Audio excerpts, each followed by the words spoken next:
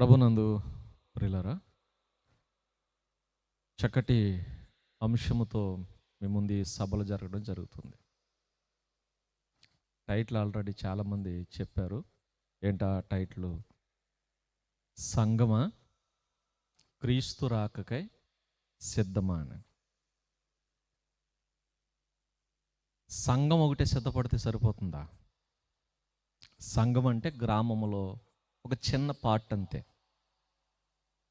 గ్రామం ఎంతో ఉంటుంది. ఈ గ్రామం ఉంది కదా, ధర్మవరం గ్రామం ఏదైతే ఉందో, గ్రామమా క్రీస్తు రాకకై సిద్ధమా అనలా. మరేమన్నారు? సంగమా అంటే అర్థం ఏంటంటే, గ్రామం చాలా ఉంది, గ్రామములో ప్రజలు చాలామంది ఉంటారు, సుమారు 1000 మంది ఉంటే సంఘములో 100 మంది ఉంటారు. 1000 మంది గ్రామాల్లో ఉంటే సంఘాల్లో 100 మంది ఉంటారు. ఇప్పుడు ఈ 100 మందిని అడుగుతున్న ప్రశ్న ఏంటంటే, సంఘమా? 1000 మందిని కాదు, 1000 మంది గురించి కాదు, కేవలం సంఘాల గురించి మాట్లాడుతున్న మాట ఏంటంటే, సంఘమా క్రీస్తు రాకకై సిద్ధమా? ఇంకా చెప్పాలంటే, లోకములో ఉన్న మనుషులకి క్రీస్తు రాక గురించిన ఆలోచనే ఉండదు, కానీ సంఘానికైనా ఉండాలి. ఆయన వస్తాడన్న స్పృహ ఉంటే సిద్ధపడతాం. కాబట్టి నేటి సంఘాలను చూస్తున్నప్పుడు ఆ స్పృహ కలిగిన సంఘాలుగా ఉన్నాయా? పోనీ ఈ ప్రశ్నకు సమాధానం ఏంటి చెప్పండి.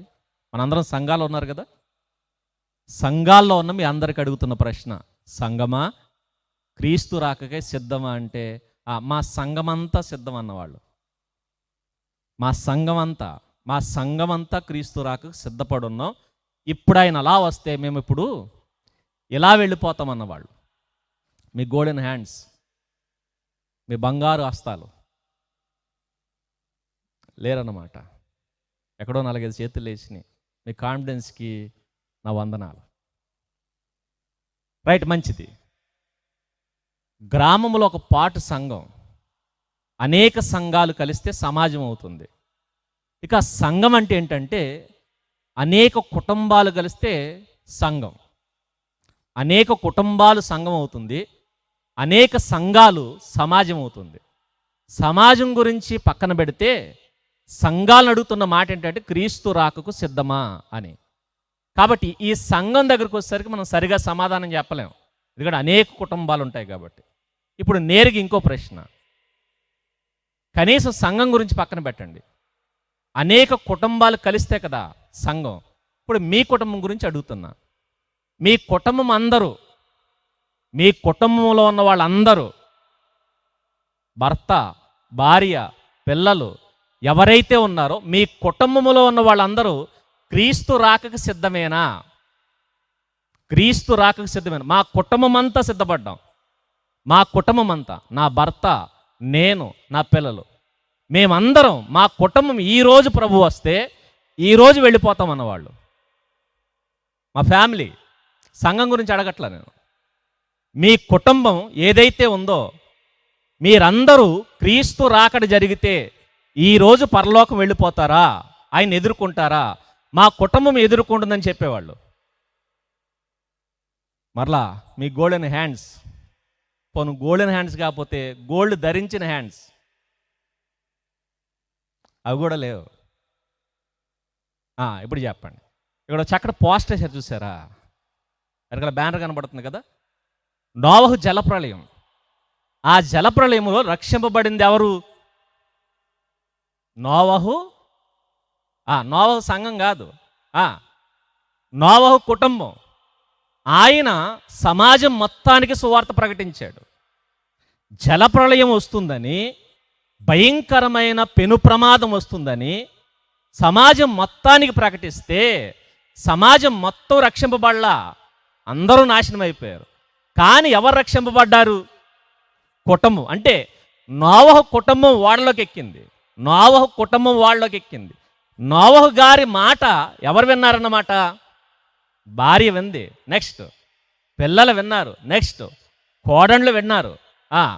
ఆయన లోకాన్ని సిద్ధపరచలేకపోయాడు, కానీ కుటుంబాన్ని మాత్రం సిద్ధపరచుకున్నాడు.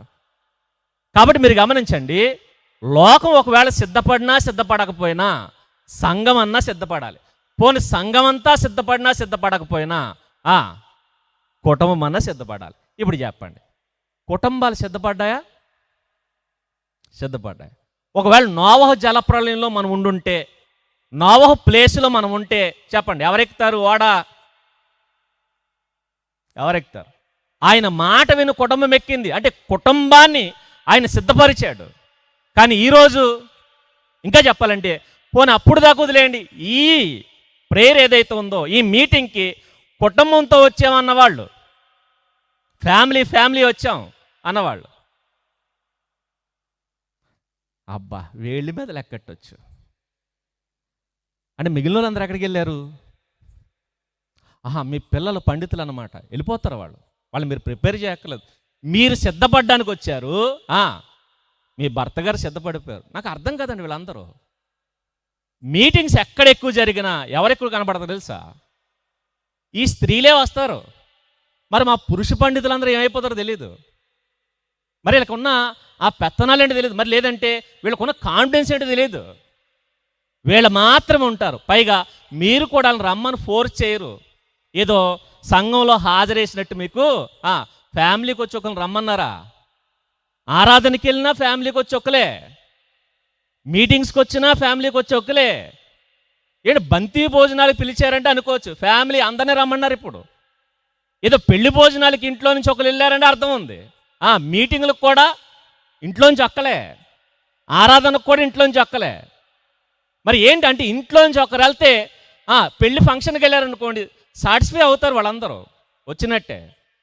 ప్రభు సాటిస్ఫై అవడు. నేను వచ్చాను ప్రభువా, మిగిలిన వాళ్ళందరికీ ఏం చేయి, హాజరేసే అంటే ఆయన ఒప్పుకునే రకం కాదు. ఫ్యామిలీ ఉండాలి కదా. మరి ఫ్యామిలీ ఏది? ఇంకా చెప్పాలంటే, పోనీ భర్త మీ మాట వింటలేదు అనుకోండి, కనీసం మీ పిల్లలు అన్న వచ్చారా? పైగా పిల్లలు వచ్చిన ఎవరిని తీసుకొస్తారు తెలుసా? ఆడపిల్లల్ని తీసుకొస్తారు. మగపిల్లల్ని మీరు పిలవరు, వాళ్ళు ఎక్కడికి రారు. మీరు పిలవరు. ఎందుకు పిలవరు? చాలా సంతోషం ఏంటంటే, ఈ గ్రామం నుంచి యవనస్తులు చాలామంది సువార్తకి వెళ్తున్నారు. చాలా సంతోషపడ్డాను నేను. అన్న సాక్ష్యం ఇచ్చాడు మీ గ్రామం గురించి. అంటే చాలా గ్రామాల కంటే మీ గ్రామం కొంచెం బెటర్ అన్నమాట. కానీ పూర్తిగా పరిపక్వతలో ఉందని కాదు, చాలా కొంచెం బెటర్ అన్నమాట. మీరు గమనించండి, ఎందుకు పిల్లల్ని తీసుకురావట్లేదు? మీ పిల్లలు పరిశుద్ధులా? ఈరోజు ప్రభు వస్తే పరలోకం వెళ్ళిపోతారా మీ పిల్లలు? మరి ఎందుకు తీసుకురావట్లేదు? తమ్ముడు, నీ వాయిస్ నాకు వినపడుతుంది. రైట్, కొంచెం డిస్టర్బెన్స్ ఉంటే మేము మాట్లాడలేం, పక్కన మాట్లాడడం తప్పలేదు. ఓకేనా? God bless you. ఏదో చెప్తున్నాను, నేను మర్చిపోతాను, మరలా నేను చెప్పేది మర్చిపోతాను. పిల్లల పరిశుద్ధులా? మీరు గమనించండి, ఈ తరం ఏ తరం ఉందో తెలుసా? ఈ తరం పనికి మాలిన తరం. మీరు గమనించండి, ఏ తరము చూడలేని దారుణాలు ఈ తరం చూసింది. కరోనా ఎవరు చూశారు? మీ పిల్లలే. ఎందుకు వచ్చింది? మీ పిల్లల్ని బట్టే. సుమారు సంవత్సరానికి 1000కి పైగా తుఫాన్లు వస్తున్నాయట. తుఫాన్ల గురించి మీరు ఆలోచించండి. మన తాతల కాలంలో ఎప్పుడో అనేవారు, ఓ 50 సంవత్సరాల క్రితమో 100 సంవత్సరాల క్రితమో తుఫాను వచ్చిందని. తుఫాను గురించి ప్రత్యేకంగా 100 సంవత్సరాల క్రితం వచ్చిన తుఫాను గురించి మాట్లాడుకునేవారు. మరి మనం వారానికి ఒక తుఫాను కాదు, సుమారు మీరు గమనించండి, సంవత్సరానికి 1000 తుఫాన్లు. అంటే సంవత్సరానికి ఎన్ని రోజులు? 365 రోజులైతే సంవత్సరానికి 1000 తుఫాన్లు వస్తున్నాయంటే ఎన్ని వస్తున్నాయి? రోజుకి ఎన్ని వస్తున్నాయి? ఏంటి తుఫాన్ ఏంటి? మే నెలలో కూడా వర్షాలు ఏంటండి? పైగా మామూలు వర్షాలు కాదు. ఏ వర్షాలు? భయంకరమైన వర్షాలు. ఎక్కడో పిడుగుపడింది అనేవారు. కానీ ఇప్పుడు ఎక్కడ పడితే అక్కడ పడుతున్నాయి. దేని బట్టి పడుతున్నాయి? మీ పిల్లల్ని బట్టే.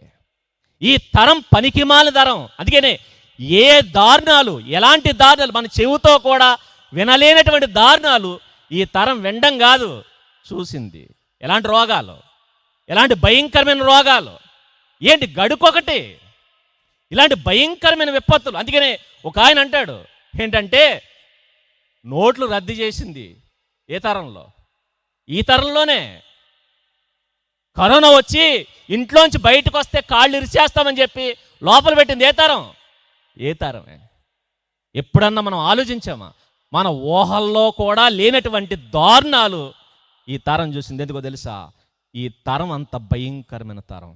మరలా ఇప్పటికే నువ్వు చూసిందంటే ఇంకా ఎలాంటివి చూడబోతుంది, ఎలాంటివి చూడబోతుంది. పర్లేదు, మన టైం అయిపోయింది. గట్టిగా ఉంటే ఇంకో 10 ఏళ్ళు 15 ఏళ్ళు బతుకుతాం ఆయుషిస్తే. మన టర్న్ అయిపోయింది, మన టైం అయిపోయింది. కానీ ఇప్పుడు పుట్టిన తరం ఏదైతే ఉందో, ఈ తరం ఎలాంటి దారుణాలు చూస్తుంది, ఎలాంటి భయంకరమైన దారుణాలు ఈ లోకం మీదకు రాబోతుంది. ఈ భయంకరమైన ఈ విపత్తులు, ఈ ఉగ్రత తప్పించుకోవడానికి మీ పిల్లల్ని ఎలా ప్రిపేర్ చేస్తున్నారు? దాన్ని ఏమన్నాడు తెలుసా? విపత్తు అనలేదు యోహాను గారు. బాప్తిస్మ ఇచ్చి యోహాను గారు చెప్పిన మాట ఏంటంటే ఉగ్రత, ఉగ్రత, భయంకరమైన ఉగ్రత. ఇంకా చెప్పాలంటే నోవహు జలప్రళయం కూడా విపత్తేనేమో, కానీ నేడు ఈ తరం మీదకి రాబోతుంది ఉగ్రత, ఉగ్రత. దాని గురించి ఆయన హెచ్చరించిన హెచ్చరిక ఏంటంటే, రాబోతున్న ఉగ్రత నుంచి తప్పించుకొనుటకు మీకు మీకు మీకు బుద్ధి రావాలి అన్నాడు. ఏం కావాలి? బుద్ధి. మరలా మన తాతలు బుద్ధిమంతులా, మనోళ్ళు బుద్ధిమంతులా? బుద్ధి అంటే లేదో లెక్కలేసుకున్నారు కదా అండి. మన తాతల జ్ఞానవంతులా, వీళ్ళకు జ్ఞానవంతులా? తాతలకు డిగ్రీలు లేవు, మనోళ్ళకి బోర్డని డిగ్రీలు ఉన్నాయి. ఎంఏ బిఈడి తోకల బోళ్ళని ఉన్నాయి. మంచిది, చదువుకోదని నేను చెప్పట్లా, చదువుకోండి. ఒకప్పుడు మీరు గమనించండి, చదువు లేనటువంటి ఆ తరంలో ఒక మాట అనేవారు, విద్య లేకపోతే వింత పశువు అవుతాడని. విద్యను ప్రమోట్ చేయడానికి చెప్పిన మాటలేంటి తెలుసా? చదువుకుంటే చదువుకున్నవాడు బూతులు మాట్లాడు అనేవాడు. చదువు సంస్కారం నేర్పుతుంది అని. అందుకని మీరు గమనించండి, పూర్వం ఎవరు బూతులు మాట్లాడేవారు? చదువుకోని వాళ్ళు. పశువులను కాసుకునేవారు. నాలెడ్జ్ లేక ఏ మాట పడితే ఆ మాట మాట్లాడేవారు. అలా మాట్లాడుతున్నప్పుడు వాళ్ళని చూసి అన్పార్లమెంట్ లాంగ్వేజ్ అనేవారు. అంటే సమాజం మధ్యలో మాట్లాడకూడదు, సమాజం మధ్యలో మనుషుల మధ్య మాట్లాడకూడని మాట వీడు మాట్లాడుతున్నాడంటే ఎందుకో తెలుసా? వీడు మనుషుల మధ్య ఉండలేదు, ఎక్కడ ఉంటున్నాడు? పశువుల మధ్య ఉంటున్నాడు. కాబట్టి నాలెడ్జ్ లేదు, కాబట్టి ఇలాంటి బూతులు మాట్లాడుతున్నాడు అనేవారు. ఇప్పుడు చెప్పండి, మన పిల్లలు ఖరీదైన కాన్వెంట్లు, నెక్స్ట్ ఖరీదైన కాలేజీలు, లక్షల పోసి చదివిస్తే నేడు బూతులు మాట్లాడుతున్నారు లేదా? మాట్లాడలేదా? ఇంకా చెప్పాలంటే నాడే నయం, వాళ్ళు తెలిసిన 4-5 బూతులు ఉండే అంతే. వాళ్ళకి తెలిసినవి 4-5 బూతులు అంతే. ఆ బూతులనే భయంకరం అనుకునేవాళ్ళం. వాళ్ళు కేవలం తెలుగులోనే తిట్టేవారు. మరి ఇప్పుడు చదువుకున్నారు కదా, Telugu next, English next, Hindi next, ప్రతి లాంగ్వేజ్లోనూ బూతులు వచ్చేలకి, ప్రతి లాంగ్వేజ్లో. ఇంకా చెప్పాలంటే ప్రతి పదాన్ని బూతుగా మార్చేసిన దరిద్రపు తరం ఏదో తెలుసా? ఈ తరమే. మీరు గమనించండి, పువ్వు అంటే బూతు ఈ తరానికి, కాయ అంటే బూతు. మీరు గమనించండి, తెలుగులో ప్రతి పదాన్ని దౌర్భాగ్యమైన బూతులుగా మార్చేసిన తరం ఈ పనికిమాలిన తరం, పనికిమాలిన తరం. ఏది మాట్లాడినా సింగిల్ మీనింగ్, అసలు మీనింగ్ తెలియదు వీడికి. ఏ మీనింగు? డబల్ మీనింగ్ తెలుసండి ఒక్కొక్కడికి, డబల్ మీనింగ్. ఇంకా చెప్పాలంటే అప్పుడు ఎప్పుడో కేవలం మగాళ్ళు మాట్లాడేవారు బూతులు. మరి ఇప్పుడు అమ్మాయిలకి ఏం తక్కువ లేదు అస్సలు. ప్రతి దాంట్లోనూ ముందుకెళ్తున్నారు. ఎవరు? స్త్రీలు. దేంట్లో? దీంట్లో కూడా. ఎలాంటి మాటలు మాట్లాడుతున్నారు? సిగ్గు లేకుండా మాట్లాడుతున్నారు. ఇది ఈ తరం. ఇప్పుడు చెప్పండి, చదువు ఉంటే బూతులు మాట్లాడరన్నారు కదా, మరి చదువుకుని ఎందుకు మాట్లాడుతున్నారు? మరలా ఒకప్పుడు దొంగతనాలు ఎందుకు చేస్తున్నాడు? చదువు లేదు. వ్యభిచారికి ఎందుకు అయిపోయాడు? చదువు లేడు. ప్రతి పాపానికి ఏది ముడిపెట్టారో తెలుసా? చదువు, చదువు చదువు. మోసాలు ఎందుకు చేస్తున్నాడు? చదువు లేదు. ఇలా ప్రతిదానికి చదువును మెలిపెట్టారు. కానీ ఇప్పుడు చదువుకుని అవే మోసాలు, అదే వ్యభిచారం. ఇంత భయంకరంగా ఎందుకు మారిపోయి తెలుసా? చదువు జ్ఞానం అనుకుంది లోకం, కానీ దేవుడు అన్నాడు చదువు కాదు జ్ఞానం. అసలైన జ్ఞానం ఏంటో బైబిల్ ఇస్తుంది స్టేట్మెంట్. ఏంటిదంటే యెహోవా యందలి భయభక్తులు ఉండాలి అన్నాడు. నువ్వు చదువుకున్న 4 భాషలు వస్తాయేమో, నీకు చదువుకున్న 4 సూత్రాలు తెలుస్తాయేమో, నీకు చదువుకున్న 4 శాస్త్రాలు తెలుస్తాయేమో, నువ్వు చదువుకుంటే నువ్వు ఎక్కడికో గ్రహాల గురించి తెలుసుకుంటావేమో, నక్షత్రాలు లెక్క నీకు తెలుస్తుందేమో, కానీ కేవలం ఇవే తెలుస్తాయి తప్ప భయభక్తులుంటేనే అసలైన జ్ఞానం. అందుకనే చదువుకున్నవాడు కూడా ఏముండాలి? భయం ఉండాలి. భయభక్తులు కలిగిన వాడు జ్ఞానవంతుడు. వాడు చదువుకున్నా చదువుకోకపోయినా, చదువుకొని వీడికి భయభక్తులు ఉంటే వాడు జ్ఞానవంతుడే. నెక్స్ట్, చదువుకున్న వీడికి భయభక్తులుంటే జ్ఞానవంతుడు అవుతాడు. లేదంటే కేవలం చదువు ఉంటుంది. ఆ చదువుని దేవుడు అన్నాడు ఈ లోక జ్ఞానం వెర్రి అన్నాడు, వెర్రి. కాబట్టి ఈరోజు సమాజానికి ఏం లేదు? జ్ఞానం లేదు. జ్ఞానానికి ఇంకో పదం బుద్ధి లేదు. బుద్ధి లేదు కాబట్టి బుద్ధి లేని తరం మీదకి ఏమొస్తుంది? ఉగ్రత వస్తుంది. రైట్. బుద్ధి ఎవరు చెప్పాలి? బుద్ధి ఎవరు చెప్పాలి? ఎవరు చెప్పాలో బైబిల్ చెప్తుంది. చూద్దాం. సామెతల గ్రంథం 1వ అధ్యాయం, సామెతల గ్రంథం 1వ అధ్యాయం 7వ వచనం నుంచి రాయబడుతున్నమాట. యెహోవా యందు భయభక్తులు కలిగి ఉండుట తెలివికి మూలం. దేనికి? తెలివికి మూలం. తెలివికి మూలం.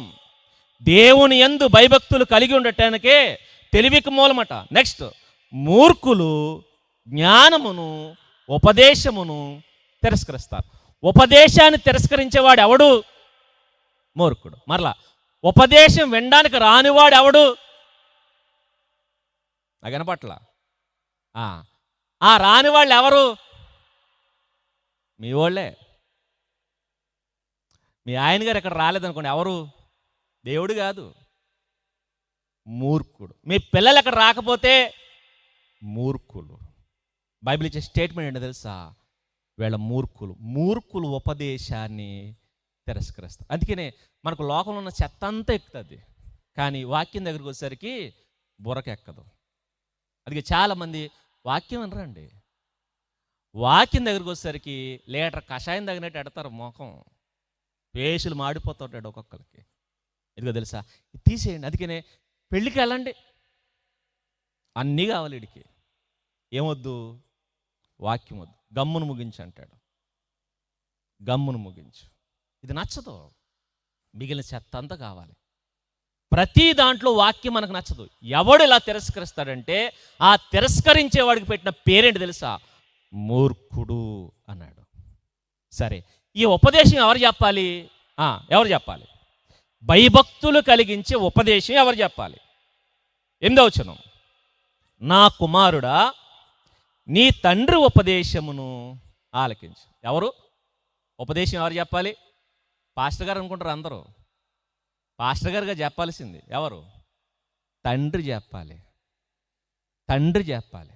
ఇప్పుడు మీరు ఆలోచించండి, తండ్రి అయిపోయావు కదా నువ్వు, తండ్రి అయిపోయావు కదా, తండ్రి అయిన నీకు ఉపదేశం తెలుసా? ఉపదేశం తెలుసా? తండ్రి అవ్వకముందు తెలుసుకోవాల్సింది తెలుసా? ఉపదేశం తెలుసుకుని తండ్రి అవ్వాలి. ఎందుకంటే పుట్టునోడికి ఏం నేర్పించాలి? చదువు రానోడు టీచర్ అయిపోతే ఒప్పుకుంటారా? ఒప్పుకోరు. టీచర్ అవ్వాలంటే ముందు ఏం కావాలి? చదువుకో రావాలి. డిగ్రీలు సంపాదించిన తర్వాత ఆ టీచర్ పోస్ట్కి అప్లై చేయాలి. అప్పుడు ప్రభుత్వం ఇస్తే ఆ పోస్ట్లో కూర్చోవాలి, ఆ పోస్ట్లో కూర్చోవాలి. అలాగే ఉపదేశం నీకు వస్తే అప్పుడు దేవుడు నువ్వు అప్లై చేసుకున్న దానికి సిగ్నేచర్ పెడతాడు. ఏం అప్లై చేసుకోవాలి? ఉపదేశం వచ్చిన తర్వాత, ప్రభువా నీ వాక్యమంతా వచ్చింది నాకు అని చెప్పి అప్పుడు దేవుడికి అప్లికేషన్ పెట్టాలి. ఏంటి అప్లికేషన్ అంటే? నాకు పెళ్ళి చెయ్యాలి అని. పెళ్ళి ఎవరు చేయాలి? పాస్టర్ గారు కాదు. ఎవరు? ఎవరు జతపరిచింది? ఎవరు? దేవుడు జతపరిచిన వారు. దేవుడు జతపరచాలి. అందుకని మీరు గమనించండి, నీ భార్యను నీకు దేవుడు జతపరచాలి. అంతేగాని పెళ్ళిళ్ళు పేరయ్యో లేకపోతే ఎవడో తీసుకొచ్చి జత చేస్తే ఎలా ఉంటుందో ముందు ముందు తెలుస్తుంది. ముందు మీరు గమనించండి, దేవుడు జత చేయాలంటే ఫస్ట్ ఆ మ్యారేజ్కి అప్లికేషన్ పెట్టుకోవాలి. ఎలా పెట్టుకోవాలి?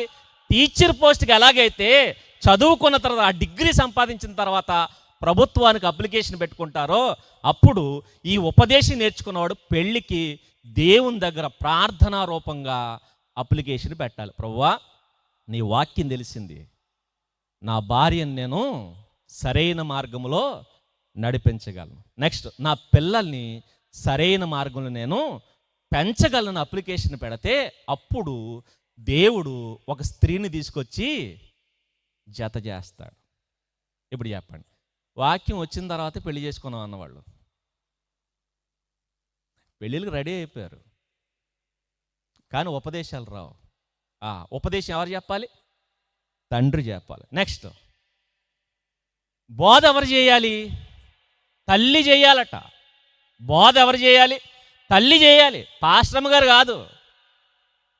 గారు కాదు, బడిలో ఉన్న టీచర్ గారు కాదు. చెయ్యాల్సింది ఎవరంటే ఫస్ట్ తల్లి చేయాలి. మరలా చెప్తున్నాను, మీ పిల్లలు మీకు ఇచ్చినంత గౌరవం ప్రపంచంలో ఎవరికి ఎవరు.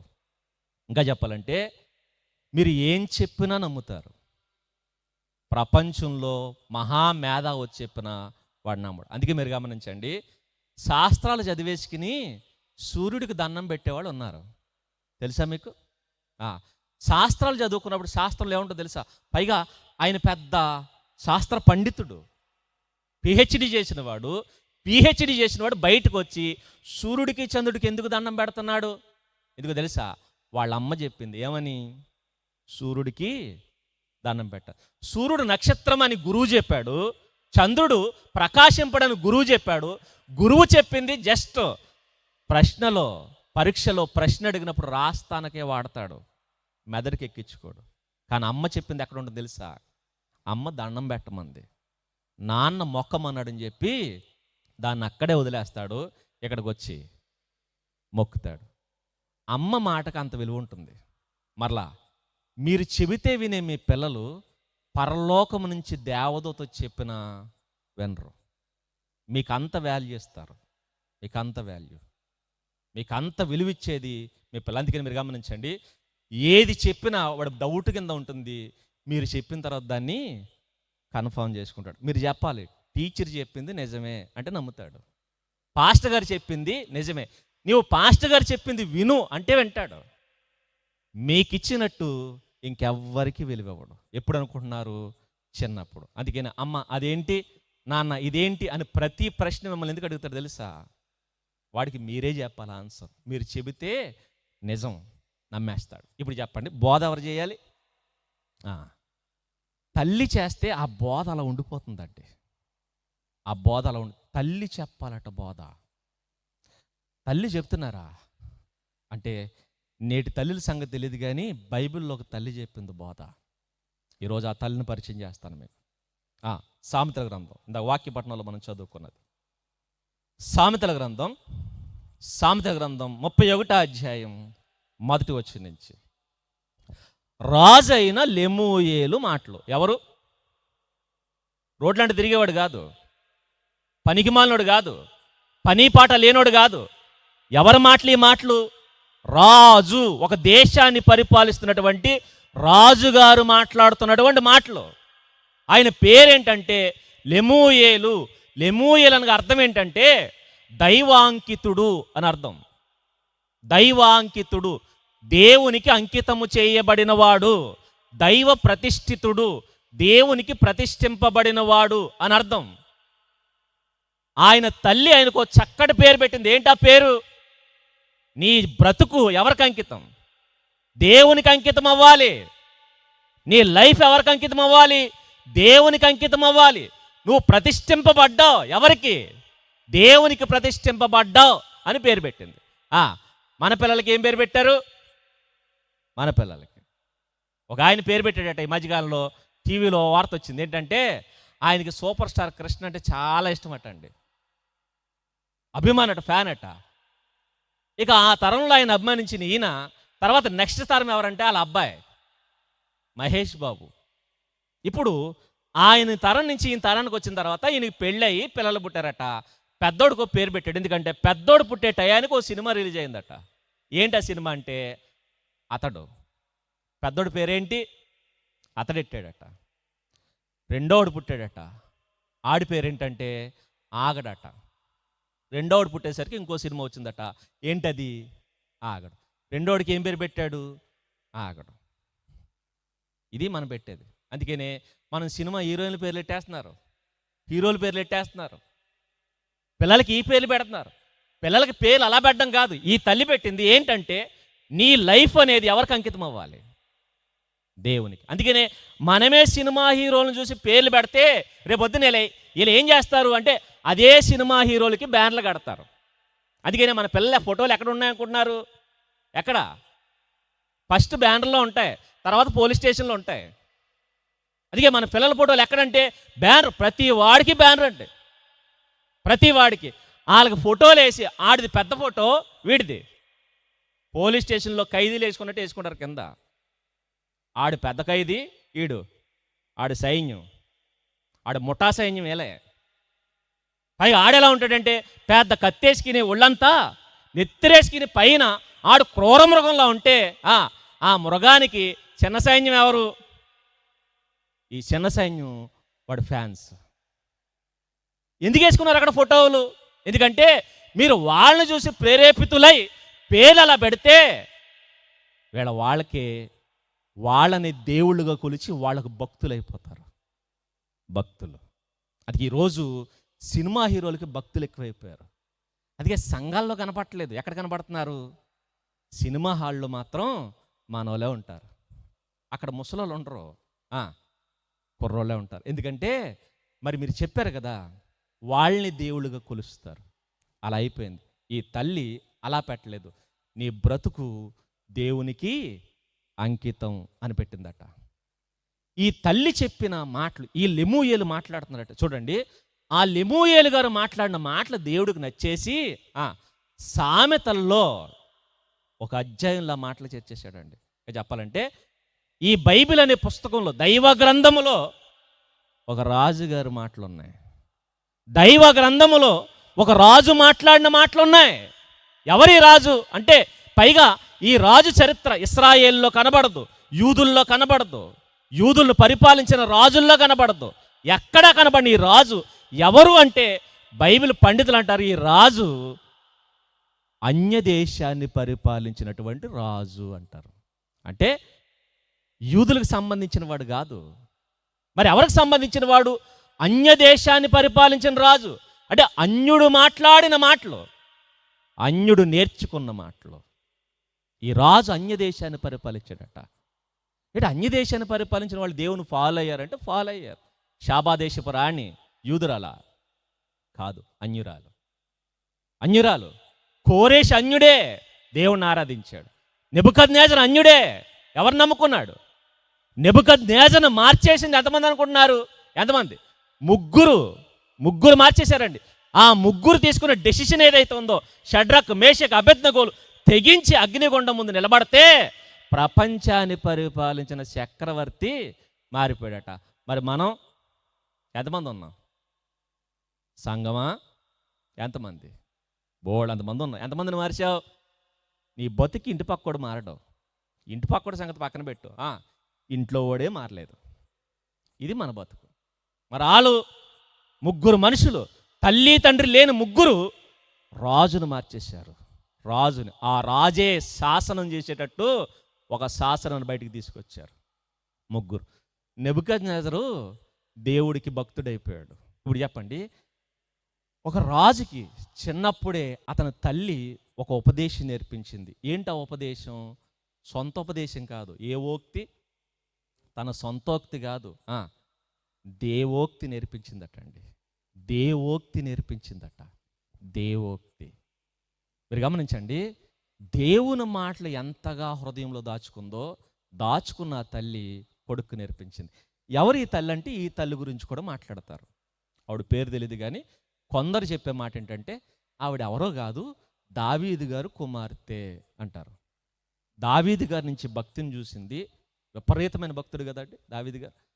తండ్రిలోంచి ఆ భక్తిని చూసి నేర్చుకుందట. ఎందుకంటే దావీదు గారు కొడుకులే కాదు, ఎవరున్నారు, కూతుర్లు కూడా ఉన్నారు. రాజుగారి కూతురు కదా, రాజుగారి కూతురు కాబట్టి అన్యదేశపు రాజు వచ్చి వివాహం చేసుకున్నాడు. కాబట్టి ఆ వివాహం ద్వారా ఇక్కడి నుంచి అన్యదేశానికి వెళ్ళిపోయింది. కానీ ఆ దేశానికి వెళ్ళిన తండ్రి దగ్గర నుంచి నేర్చుకున్న భక్తిని మాత్రం విడిచిపెట్టేయకుండా ఆ భక్తిని తన హృదయంలో దాచుకుని తనకు కొడుకు పుట్టినప్పుడు ఆ కొడుకు ఏం చేసిందట, నేర్పించిందట. ఆ కొడుకు నేర్పించింది, శ్రేష్టమైన భక్తి నేర్పించింది అంటారు. శ్రేష్టమైన భక్తి. మరి ఆ తల్లి దావీదు గారి కుమార్తె కాదు మనకు తెలియదు, కానీ ఒక భక్తురాలైనటువంటి తల్లి, ఆ తల్లి నేర్పించింది. ఇప్పుడు చెప్పండి, ఆ తల్లి ఏం నేర్పించింది? దేవోక్తి. మన దగ్గరికి వద్దాం. నేడు తల్లి ఏం నేర్పిస్తున్నారు? ప్రతి వాళ్ళ చేతిలో దిక్కుమాలిన ఫోన్ ఒకటి ఉంది కదా. ఫోన్లో బ్యాంక్ అకౌంట్ ఉన్నాయి తెలియదు కానండి, అందరికీ కొన్ని అకౌంట్లు ఉన్నాయి. ఏంటవి?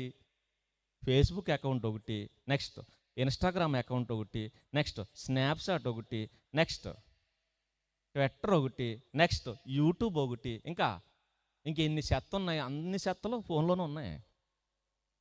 అన్ని అకౌంట్లు మెయింటైన్ చేస్తున్నారు. పైగా ఈ అకౌంట్లు ఏముంటుంది, మంచి పనులు ఏముండవు. నేను అనుకుంటుంటా, పూర్వకాలం చచ్చిపోయిన వాళ్ళకి దేవుడు గ్రంథాలు మెయింటైన్ చేస్తాడు. మీరు గమనించండి, దేవుడు మన కొరకు గ్రంథాలు రాయిస్తున్నాడు, తెలుసు కదా. మంచి చేసిన వాళ్ళకి ఆ మంచి పనులు రాయడం జీవగ్రంథం మెయింటైన్ చేస్తున్నాడు.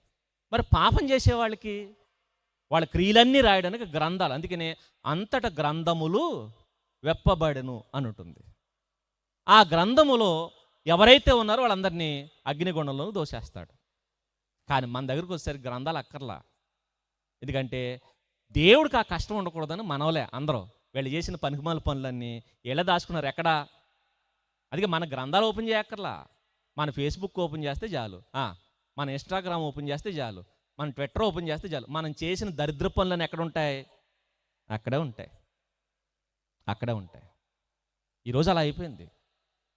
ఈరోజు మీరు గమనించండి, ఈ తల్లి ఏం చేస్తున్నారంటే కూతురైనా కొడుకైనా కూర్చోబెట్టి నేర్పిస్తున్నారు డైలాగులు. దేవోక్తులు కాదు.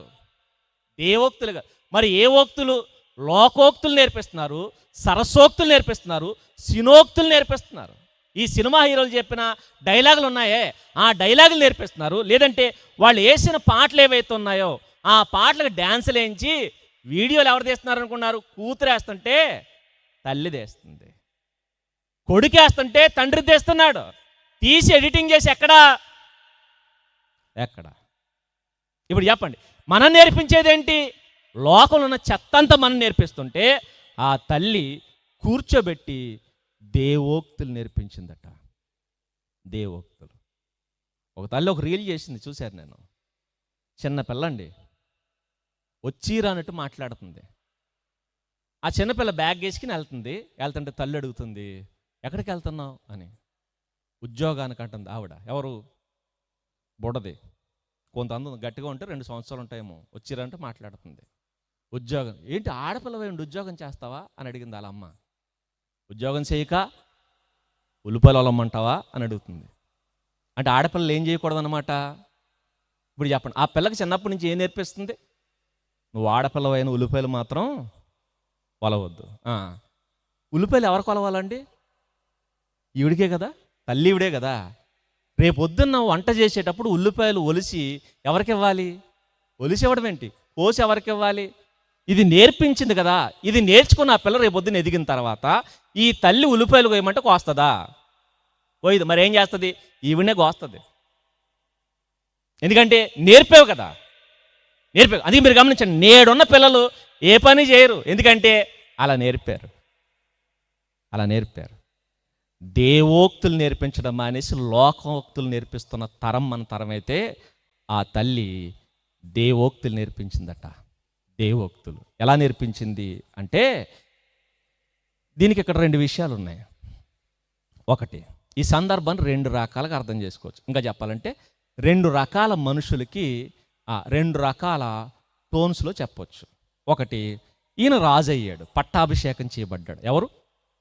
లెమూయేలు రాజు అయిన తర్వాత పట్టాభిషేకం జరిగిన తర్వాత పట్టాభిషేకం పొందిన రాజుగారు వచ్చాడట తల్లిగారి దగ్గరికి వచ్చి సాష్టాంగపడి నమస్కారం చేసి, అమ్మా నీ బ్లెస్సింగ్స్ కావాలి నాకు, ఇదిగో నేనేమయ్యాను, రాజు అయ్యాను, కాబట్టి నీ బ్లెస్సింగ్స్ నాకు ఇచ్చి నన్ను ఏం చేయమంటావమ్మా, రాజు అయ్యాను కదా, నేను రాజు అయ్యాను కాబట్టి నేను ఏం చెయ్యాలమ్మా అని అడిగాడట. నేనేం చేయాలంటే అప్పుడు ఆ తల్లి సాష్టాంగపడిన కొడుకుని లేవదీసి మాట్లాడుతుంది, ఏమని, నా కుమారుడా నీకేం చెప్పన్నాను నేను, నీకేం చెప్పను, నా అంత అయిపోయావు, నా అంత ఎదిగిపోయావు, నీకు ఇంకేం చెప్పను నేను, నువ్వు గొప్పోడవైపోయావు, నన్ను మించి ఎదిగిపోయావు, నువ్వెంత గొప్పోడవైపోయావు, నీకేం చెప్పను అంటుందట. నీకేం చెప్పనని, సరే కొన్ని విషయాలు చెప్తాను గుర్తుపెట్టుకో అని ఇది సాఫ్ట్ టోన్లో చెప్తుంది. ఎవరికి? విధేయుడైన కొడుక్కి విధేయత నేర్పిన తల్లి సాఫ్ట్ టోన్లో చెప్తుంది. కొడుకు విధేయుడు, తల్లి భక్తురాలు. ఆ భక్తురాలైన తల్లి విధేయుడైన కొడుకు చెప్తున్న మాట ఏంటంటే, నాన్న ఇలా ఉండు నాన్న అని చెప్పిందట. ఇది ఫస్ట్ది. రెండవది అవిధేయుడైన కొడుకు.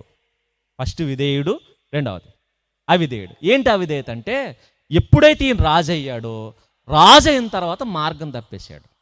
గమనించండి, చిన్నప్పుడు పిల్లలు బాగానే ఉంటారు, తల్లి గోడని తిరుగుతారు, తండ్రి గోడని తిరుగుతారు, అమ్మ బయటికి వెళ్తానంటే ఒప్పుకోడు, కాళ్ళకు అడ్డపడిపోతాడు, నాన్న బయటికి వెళ్తానంటే ఒప్పుకోడు, తలుపులు మూసేస్తారు, నాన్న కావాలి అమ్మ కావాలని వెంట పడతారు. ఎప్పుడు? చిన్నప్పుడు. కానీ ఎప్పుడైతే యవనంలోకి వచ్చారో, యవనంలోనికి వచ్చిన తర్వాత ఆలోచన మారిపోతాయి. ఏంటంటే, ఇప్పుడు అమ్మ ఇంట్లో ఉంటే నచ్చదు, ఎక్కడ అమ్మ బయటికి వెళ్ళిపోతే బాగుండు అనిపిస్తుంది. నాన్న ఇంట్లో ఉంటే నచ్చడు, నాన్న బయటికి వెళ్ళిపోతే బాగుండు. ఒంటరిగా ఉండడానికి ఇష్టపడతారు. పైగా ఒంటరిగా ఉండడమే కాదు, వీళ్ళకి కొంతమంది సహవాసం కావాలి. ఎవరు? తన వయసు కలిగిన వాళ్ళు, తోటి స్నేహితులు. యవనస్తులతో స్నేహం చేస్తూ వాళ్ళతో టైం గడపడానికి ఇష్టపడతారు. పగలైనా రాత్రైనా ఎవరితో ఉండడానికి ఇష్టపడతారు? తల్లితో కాదు, తండ్రితో కాదు, వాళ్ళ లాంటి వాళ్ళు కావాలి. వాళ్ళలాంటి వాళ్ళు, వాళ్ళు ఏం చెప్పినా ఎంకరేజ్ చేసేవాళ్ళు, వాళ్ళు చెప్పిన మాటకి సై అనేవాళ్ళు వాళ్ళకి స్నేహితులుగా కావాలి. ఇదే వాళ్ళని ఎత్తుక్కుంటూ ఉంటారు. అప్పుడు యవనంలోకి వచ్చేసరికి ఫ్రెండ్స్ పెరిగిపోతారు. చిన్నప్పుడు అమ్మే ఫ్రెండ్, చిన్నప్పుడు నాన్నే ఫ్రెండ్, కానీ ఎదిగిన తర్వాత ఫ్రెండ్ సర్కిల్ పెరిగిపోద్ది కదా. పెరిగిపోయిన తర్వాత అమ్మని నాన్ని అవాయిడ్ చేస్తారు. ఈయన కూడా ఎప్పుడైతే ఎదిగిపోయాడో, ఎప్పుడైతే రాజు అయిపోయాడో, ఎప్పుడైతే స్థిరపడిపోయాడో సహవాసాలు పెరిగిపోయినాయట. ఏం పెరిగిపోయినాయి? ఫ్రెండ్స్ పెరిగిపోయారు. ఫ్రెండ్స్ పెరిగిన తర్వాత దారి తప్పేశాడు. దారి తప్పేసిన కొడుకుని నించోబెట్టి మాట్లాడుతుంది. ఇది రెండోది. ఇప్పుడు చెప్పండి, ఏ టోన్ తీసుకుందాం? విధేయుని తీసుకుందాం, విధేయుని తీసుకుందామా? విధేయుని ఎవరు తీసుకోవాలి? మీ అబ్బాయి కూడా, మీ అమ్మాయి కూడా విధేయులు అనుకోండి. వచ్చి సాష్టాంగ నమస్కారం చేసి ఏమని, అమ్మా తల్లి నేనేం చేయాలమ్మా అని అడిగే పిల్లలు ఉన్నారా? లేరు. మన బ్యాచ్ ఏంటి? అవిధేయులే కదా. అయితే రెండోడోనే తీసుకుందాం, సెకండోని తీసుకుందాం. ఇప్పుడు అవిధేయుడైన కొడుకు, దారి తప్పేసిన కొడుకు తన కళ్ళ ముందుంటే నిలబడి మాట్లాడుతుంది. ఏమని మాట్లాడుతుందో చూద్దాం. రెండవ వచనం, నా కుమారుడా. ఇది సాఫ్ట్. దీనికి ఇంకో పదం తెలుగులో ఏంటది? నా. చెప్పండి, నేనంటే బాగోదు. అదన్నమాట. రేయ్ నా అని మొదలెట్టింది. నిన్నేమనాలిరా నిన్నేమనాలి అని స్టార్ట్ చేసిందట. నిన్నేమనాలి? నా కుమారుడా నిన్నేమనాలి? తర్వాత నేను కన్నా నువ్వెవరో తెలుసా? నేను కంటే పుట్టి చచ్చావు, నిన్ను నేను కన్నాను, నీ మీద సర్వ హక్కులు నాకే ఉన్నాయి. నేను నెత్తురు దారపోస్తే, నా ప్రాణాన్ని అడ్డం పెడితే అప్పుడు పుట్టావు. నేను నిన్ను కన్నాను, నీ మీద సర్వ హక్కులు నాకున్నాయి. తల్లిగా తన రైట్స్ని వాడుతుంది. చూడండి, తల్లిగా తన రైట్స్ని వాడుతుంది. హక్కులు మీరు గమనించండి. ఒక పాట రాస్తే ఆ పాట రాసిన రచయిత ఏమంటాడు తెలుసా? సర్వ హక్కులు రచయితవి అంటాడు. కవిత రాస్తే సర్వ హక్కులు నావి, పుస్తకం రాస్తే సర్వ హక్కులు నాకి. చివరికి ఒక కుండ తయారు చేసిన సర్వ హక్కులు తయారు చేసిన వాడివే. ఇప్పుడు చెప్పండి, మీ పిల్లల మీద హక్కులు ఎవరివి? ఎవరి? రావట్లా? ఇంకా డౌటే మీకు. మీ పిల్లల మీద సర్వ హక్కులు మీవే, మీయే. సర్వ హక్కులు మీయే. మీరు కన్నారు. ప్రతి దరిద్రుడు ఒక డైలాగ్ వేస్తున్నారట. ఏంటది? ఎవడగనమన్నాడు?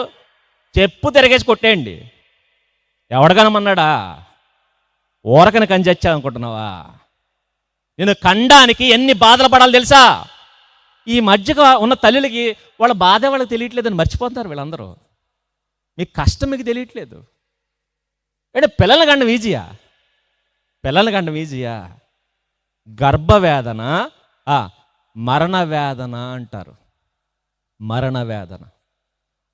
ఒకానొక టైంలో కట్టుకున్న భర్త దగ్గరికి వెళ్ళి శరీరాన్ని అప్పగించాలన్న గజగజ వణుకుపోయేవారు. ఎందుకు తెలుసా? అప్పగిస్తే ఏం జరుగుద్ది? కడుపున బిడ్డ పడతాడు. బిడ్డ పడితే ఏం జరుగుద్ది? వాడు పుట్టేంత వరకు దినదిన గండం. బతుకుతుందో చస్తుందో తెలియదు. ఆ బిడ్డ అడ్డం తిరిగితే చచ్చిపోయేవారు. పిల్లల్ని కంటూ చచ్చిపోయిన తల్లులు ఎంతమంది? చివరికి బైబిల్లో ఎంతమంది ఉన్నారు? రాహేలమ్మ గారు ఏమైంది? చచ్చిపోయిందండి.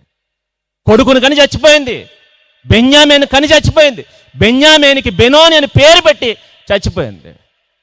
పిల్లల్ని కంటానికి చచ్చిపోయింది. పిల్లల్ని కంటూ చచ్చిపోయేవారు. ఎందుకంటే అరిసే అరుపులు గుండాకి చచ్చిపోయేవారు. వాళ్ళు అరుస్తున్నప్పుడు, పిల్లల్ని కనేటప్పుడు ఆ బాధ తట్టుకోలేక అరుస్తుంటేనట ఈ పెదాల మధ్యలో చూసారు గ్యాప్, పై పెదానికి కింద పెదానికి, ఇవి కూడా పగిలిపోయేవాడి. నేటి కాలం తల్లికి బాధ తెలియట్లేదు. ఎందుకంటే ఏమొచ్చేసినాయి? ట్యాబ్లెట్లు వచ్చేసినాయి. ఏమొచ్చేసినాయి? ఇంజక్షన్లు వచ్చేసినాయి. ఏమొచ్చేసినాయి? ఆపరేషన్లు వచ్చేసినాయి. అందుకనే కష్టపడలేదు అనుకున్నారు. కష్టపడలేదు కాదు, ఆ కష్టం మీకు తెలియకుండా ఏం చేస్తున్నారు? మత్తెక్కిస్తున్నారు. మీకు కష్టం అప్పుడెంత ఉందో ఇప్పుడు అంతే ఉంది. నాడు బ్లీడింగ్ అయ్యి బ్లీడింగ్ ఆక్క చచ్చిపోయేవారు. అంత కష్టపడితేనే తప్ప ఒకడు భూమి మీదకి రాడు. ఇంకా చెప్పాలంటే మీ ప్రాణాన్ని పణంగా పెడితే వాడు పుట్టాడు. ఈ కష్టం చెప్పాలి, కానీ దరిద్రం ఏంటంటే ఇది చెప్పరు మీరు. రే నీకోసం కష్టపడ్డాను రా. ఏంటి? కడుపును పడ్డ దగ్గర నుంచి ఎలా ఉంటుంది? అప్పుడు మొదలవుతాయండి కళ్ళు తిరగడం, వాంతులు అవడం. అవుతాయా? అవ్వట్లేదా? మరి ఎందుకు చెప్పట్లేదు? మీరు చెప్పలేదు కాబట్టి వాళ్ళకి బతుకు విలువ తెలియట్లేదు. ఈ మధ్యకాలంలో ప్రతిదానికి ఆత్మహత్య చేసుకుని చచ్చిపోతున్నారు. చూసారా? ఎందుకు చచ్చిపోతున్నారు అనుకున్నారు? వాడికి ఎలా వచ్చేసింది అనుకున్నాడు? లైఫ్ ఏదో గాలికి వచ్చేసింది అనుకున్నాడు. వాడు కష్టపడితే వచ్చింది, నెత్తురు దారపోస్తే వచ్చింది, మా అమ్మ ప్రాణం అడ్డం పెడితే వచ్చింది అనుకోవట్లా. ఈ శరీరం ఎందుకు వచ్చిందంటే ఏదో అలా గాలికి వచ్చేసింది అంతే అనుకుంటున్నారు. గాలికి వచ్చింది కాదు, నెత్తురు దారపోస్తే వచ్చింది. చెప్పండి కూర్చోబెట్టి. లేకపోతే ఊరకని చేస్తారు. లైఫ్ వాల్యూ తెలీదు. కష్టపడిన రూపాయి విలువట కష్టపడిన వాడికి తెలుస్తుంది. ఆ రూపాయి పోగొట్టుకుంటాడా? పోగొట్టుకోడు. మరి మీరు కష్టపడి రూపాయి సంపాదించారా? ఎవరిని? కష్టపడి బిడ్డలను సంపాదించారు. మరి నెత్తురు దారబోసి సంపాదించిన పిల్లల్ని ఎలా పోగొట్టుకుంటున్నారు? చివుకు చింత లేదా? మీ కష్టం విలువ ఏంటో మీకు తెలియట్లేదు. అథారిటీస్ అన్నీ ఉన్నాయి. అథారిటీస్ నెత్తురు దారబోసి కన్నారు. మర్చిపోకండి, నెత్తురు దారపోసి. కూర్చోబెట్టి చెప్పండి, లేదంటే చస్తారు. వాడు చచ్చిపోయాడటండి. ఎందుకు తెలుసా? విరాట్ కోహ్లీ సరిగా ఆడలేదని చచ్చిపోయాడట. విరాట్ కోహ్లీ ఆడలేదు, ఇప్పుడు రిటైర్ అయిపోయాడు. మరి ఎంతమంది చచ్చిపోతారు ఇక? అంటే నువ్వు ఎవరి కోసం బతుకుతున్నావు? పోనీ ఆడలేదు, ఇవాళ ఆడలేదు, రేపు పొద్దున్న ఆడ్డా? సినిమా ఫ్లాప్ అయిపోయిందని చచ్చిపోయాడట. వాడు అభిమానించే హీరో సినిమా ఫ్లాప్ అయిపోయిందని చచ్చిపోయాడట. విన్నారని లేదా ఈ న్యూస్లో? ఇప్పుడు చెప్పండి, వీడికి లైఫ్ వాల్యూ తెలుసా? ఆ బతుకు అనేది వాళ్ళ అమ్మ ఎంత కష్టపడితే వచ్చిందో తెలుసా? వీడికి తెలియదు కాబట్టి చచ్చాడు. అందుకే చేస్తారు. చిన్న చిన్న విషయాలకి మీ పిల్లలు ఆత్మహత్య దగ్గరికి ఎందుకు వెళ్తున్నారు తెలుసా? అది ఎంత కష్టపడితే వచ్చిందో బతుకు, ఆ బతుకు విలువ వాడికి తెలియదు. ఆ బతుకు వెనక ఎంత కష్టం ఉందో తెలియదు. అది ఈరోజు లైఫ్ అంటే జోక్ అయిపోయిందండి అందరికీ. చీటికి మాటికి చేస్తా ఉంటున్నారు. ఈ తల్లి అంటుంది, నేను నిన్ను కన్నాను. నెంబర్ 1 అక్కడతో ఆపేయలేదు. మరలా ఎలా కన్నాను తెలుసా? నువ్వు పుట్టి చావకపోతే, నువ్వు నా కడుపున పడి చావకపోతే మొక్కాను రా నీ కోసం. మొక్కాను నీ కోసం, ఏడ్చాను నీ కోసం, దేవుడి చుట్టూ తిరిగాను నీ కోసం, సన్నిధిలో పడి ఏడ్చాను, సంఘములో పడి ఏడ్చాను. నేనే కాదు, నాతో పాటు పాస్టర్ గారు ఏడ్చారు, పాస్టమ్మ గారు ఏడ్చారు, నా సంఘం ఏడ్చింది. ఎంతమంది ఏడ్చి మొక్కులు మొక్కితే అప్పుడు పుట్టి చచ్చేవారా నువ్వు? అప్పుడు పుట్టావు. ఎంతమంది కన్నీళ్ళు ఉన్నాయి, ఎంతమంది కష్టాలు ఉన్నాయి, ఎంతమంది ఉపవాసాలు ఉన్నాయి. నీ కోసం తిండి తిప్పలు మానేసి దేవాలయంలో పడి ఏడ్చావరా? ఏడ్చావు. అప్పుడు పుట్టి చచ్చావరా నువ్వు? అప్పుడు పైగా నువ్వు పుట్టిన తర్వాత నీకు జబ్బు వస్తే ఉపవాసం, నీకు జ్వరం వస్తే ఉపవాసం, నువ్వు చస్తావేమని ఈ వయసుకు వచ్చేంత వరకు నీ కోసం మొక్కులు మొక్కుతూనే ఉన్నాను. మొక్కులు మొక్కితే పుట్టి చచ్చావు. చెప్పండి, మొక్కారా? మొక్కలేదా? మొక్కలేదా? వాడు జ్వరం వస్తే ఉపవాసాలు, వాడు జబ్బు చేస్తే ఉపవాసాలు చేయట్లేదా? ఇంత కష్టపడిన పిల్లల్ని ఎలా దారబోస్తున్నారు మీరు లోకానికి? తల్లి అంటుంది, నేను నిన్ను మొక్కులు మొక్కి కన్నాను రా, నీ మీద సర్వ హక్కులు నావే అంది. ఏం చేస్తున్నాడు ఈయన అంటే, ఈయనకి ఫ్రెండ్స్ సర్కిల్ పెరిగిందట. ఏంటా ఫ్రెండ్స్ అంటే, ఫస్ట్ ఎవరిలోకి రాగానే ఫస్ట్ ఎవరు? అమ్మాయిలు. అందుకే మీరు గమనించండి, నేటి యువతకి స్టేటస్ సింబల్ ఏంటి తెలుసా? స్టేటస్ సింబల్, నాకెంతమంది గర్ల్ ఫ్రెండ్స్ ఉన్నారు అని. అమ్మాయిలకి నాకెంతమంది బాయ్ ఫ్రెండ్స్ ఉన్నారు. ఇది స్టేటస్ సింబల్గా చెప్తున్నారు. నాకు 10 మంది బాయ్ ఫ్రెండ్స్ ఉన్నారు, నాకు 10 మంది గర్ల్ ఫ్రెండ్స్ ఉన్నారు. ఇప్పుడు నేను అడుగుతున్నా, మీకు గర్ల్ ఫ్రెండ్స్ ఉన్నారా? మీకు గర్ల్ ఫ్రెండ్స్ ఉన్నారా? అయితే దేవుడు అంటున్నాడు, గర్ల్ ఫ్రెండ్స్ ఉంటే అడుక్కు తింటావు. మరలా మీకు బాయ్ ఫ్రెండ్స్ ఉన్నారా? అయితే మీరు కూడా అడుక్కు తింటారు అంతే. ఇది నేను ఇస్తున్న స్టేట్మెంట్ కదా, బైబిల్ ఇస్తున్న స్టేట్మెంట్. అంటే అమ్మాయి అబ్బాయిలతో సహవాసం చేసిన, అబ్బాయి అమ్మాయిలతో సహవాసం చేసిన వాళ్ళ బతుకులు నాశనం అయిపోతాయి. చెప్పండి చూడండి ఏమంటుంది? నీ బలము స్త్రీలకివ్వద్దు. నీ బలం అంటే శరీర సంబంధమైన బలమే కాదు, బలాలు చాలా ఉంటాయి. ఏంటా బలాలంటే, ఒకవేళ ఒక అబ్బాయికి బొమ్మలు గీయడం వాడు బలం అనుకోండి. దేవుడు ఏదో టాలెంట్ ఇస్తాడు మనిషికి, టాలెంట్ ఇవ్వకుండా ఎవడో. ప్రతి మనిషికి ఏదో ఒక టాలెంట్ ఉంటుంది. ఒకవేళ ఆ అబ్బాయికి బొమ్మలు బాగా గీయగలడు అనుకోండి, పెద్ద ఆర్టిస్ట్ అవుతే అమ్మాయిలతో సహవాసం చేసేవాడు ఏం చేస్తాడు? అమ్మాయిల బొమ్మలే గీస్తాడు. వాడు కవితలు రాయడం దేవుడిచ్చిన టాలెంట్ అనుకోండి, ఎవరి కోసం రాస్తాడు? అమ్మాయిల కోసమే రాస్తాడు. వాడికి ఏదైతే దేవుడిచ్చిన తలాంత్ ఉందో ఆ తలాంతుని కేవలం ఎవరి కోసం వాడతాడు? పాటలు పాడడం దేవుడిచ్చిన టాలెంట్ అయితే అది అమ్మాయిల కోసమే వాడతాడు. అమ్మాయిల కోసం. అందం వాడు బలమైతే అది అమ్మాయిల కోసం వాడతాడు. మాటకారితనం వాడు బలమైతే అమ్మాయిల కోసం వాడతాడు. ఇలా ఏ బలం దేవుడిచ్చిన ఏం చేస్తాడు? అమ్మాయిల కోసం. ఇప్పుడు ఈ తల్లి అంటుంది, నీ బలం స్త్రీలకు అవుతుంది. మరలా వ్యాపారం ఉందా నీకు, అది నీ బలం అయితే ఎవరి కోసం ఇచ్చేస్తావు? అమ్మాయిలకి ఇచ్చేస్తావు. వ్యవసాయం చేస్తున్నావా, పొలాలు ఎవరికి ఇచ్చేస్తావు? అమ్మాయిలకి ఇచ్చేస్తావు. అందుకనే కొంతమంది తాతల చరిత్ర చెప్తారు చూడండి, 10 ఎకరాలు మనవే, కానీ తాతగారు ఏం చేశారు? ఆవిడ ఎవరికో రాసేసారు అంటాడు. ఎందుకు రాసేసారు? అమ్మాయిలతో సహవాసం చేశాడు. అందుకే ఆడు అడుగు తింటమే కాదు, మనల్ని కూడా అడుగు తినేటట్టు చేశాడు. ఇది చరిత్ర. ఇదే అంటుంది చూడండి, నీ బలం ఆస్తి నీ బలమైతే ఆ బలం స్త్రీలకి ఇవ్వద్దు. ఏది నీ బలమైతే ఆ బలం స్త్రీలకి ఇవ్వద్దు. అప్పుడు చెప్పండి, తనకి కొడుకున్నాడు కాబట్టి ఈ మాట చెప్తుంది. కూతురుంటే నా కుమార్తె, ఫస్ట్ నుంచి వచ్చేద్దాం మళ్ళా, నా కుమార్తె నిన్ను కన్నాను అవన్నీ రిపీట్ చేసుకోండి. సేమ్ టు సేమ్ మళ్ళీ చెప్పలేను నేను. ఇప్పుడు తిట్టాల్సిపోయాను కదా, నేను తిట్టిన తిట్లు కదా, ఆవిడ తిట్టిన తిట్లు మీకు ఎక్స్ప్లెయిన్ చేశాను అంతే. నేను తిట్టాను అనుకున్నారు, నేను మాత్రం తిట్టట్లేదు, బైబిల్ ఉన్నది ఉన్నట్టు మీకు చెప్తున్నాను అంతే. ఇప్పుడు కుమార్తె ఇదన్నమాట టోను. ఈవిడికి ఏం చెప్తుంది అంటే, నీ బలము పురుషులకి ఇవ్వద్దు. నీ బలం ఏంటి? చురుకుదాను. అమ్మాయిలు చాలా చురుగ్గా ఉంటారండి. అమ్మాయిలు చాలా చురుగ్గా, ఎందుకంటే వాళ్ళ స్టామినా వేరు.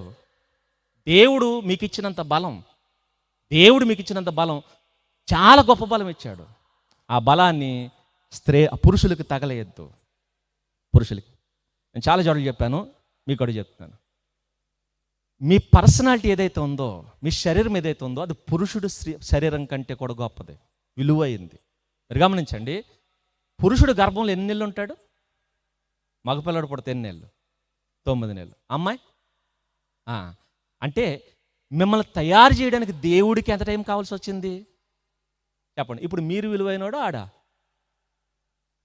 దేవుడు ఒక నెల టైం ఎక్కువ తీసుకుని మిమ్మల్ని క్రియేట్ చేస్తున్నాడు.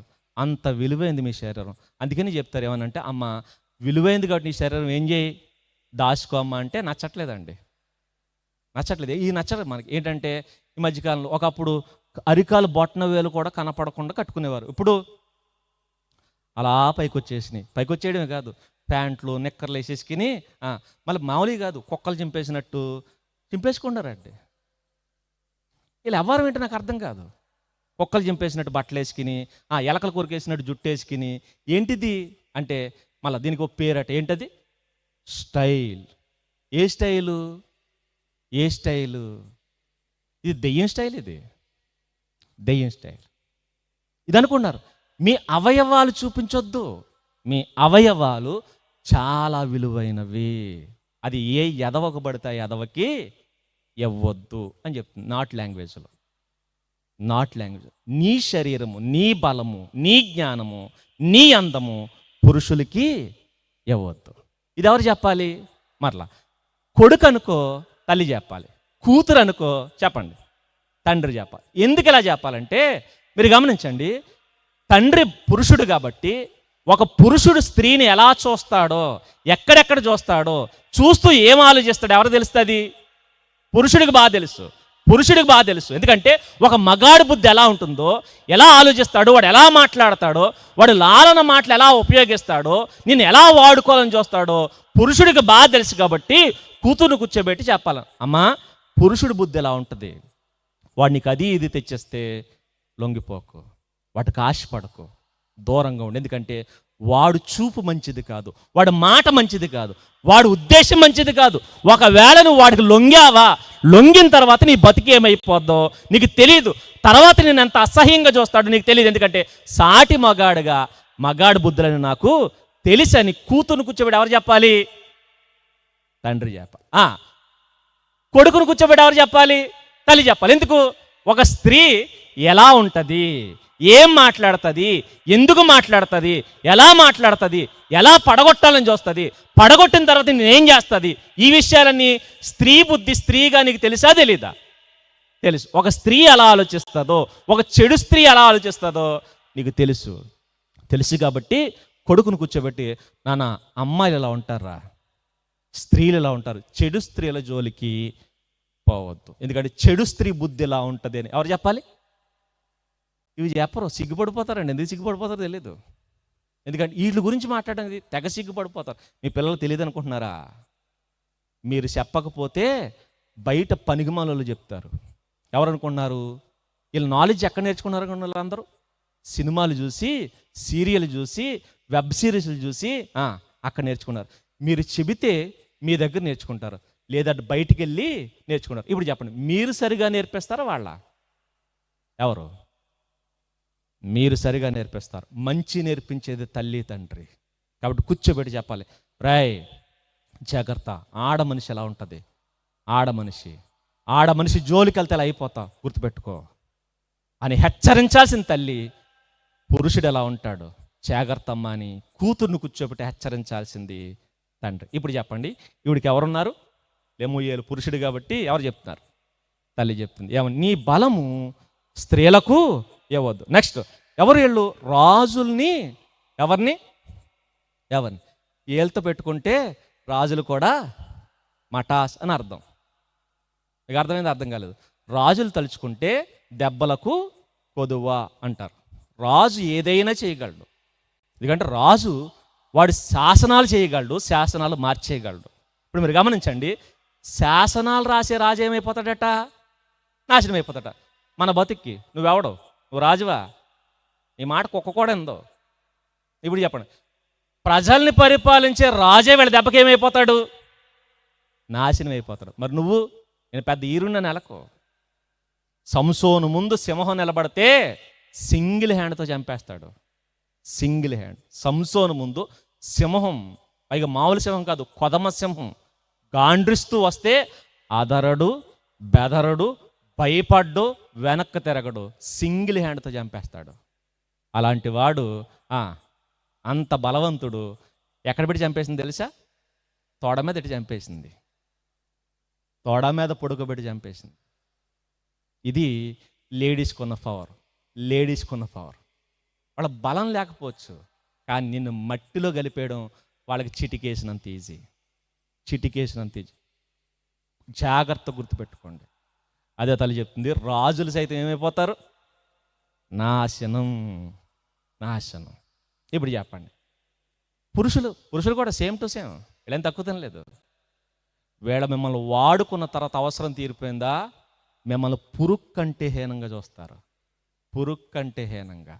మగాడి బుద్ధి మీకు తెలీదు, సాటి మగాడిగా నేను చెప్తున్నాను, ఎందుకంటే మీ నాన్న చెప్పాలి, ఆయన చెప్పలేదు కాబట్టి ఇప్పుడు నేను చెప్తున్నాను. ఒకవేళ మీరే తండ్రులు అయితే ఇంటికి వెళ్ళి చెప్పండి, మీ పిల్లల్ని కూర్చోబెట్టి చెప్పండి. మగాడి బుద్ధి భయంకరమైన బుద్ధి. వాడు ఎలా చూస్తాడో తెలుసా? ఎంత నీచంగా చూస్తాడో తెలుసా? వాడు అవసరం తీరేంత వరకు ఒకలా మాట్లాడతాడు, వాడు అవసరం తీరిందా అక్కడి నుంచి చెప్పు కంటే హీనంగా చూస్తాడు. చెప్పుకిచ్చే విలువ కూడా నీకు ఇవ్వడు.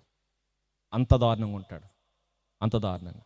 వీలుంటే బైబిల్లో ఒక వ్యక్తి ఉంటాడు, తర్వాత చెప్తానులేండి, ఇప్పుడు మనం అక్కడికి వెళ్తావద్దు. కానీ ఇప్పుడు అంటుంది, రాజులను నశింపజేయు స్త్రీలతో సహవాసం చేయొద్దు అంది.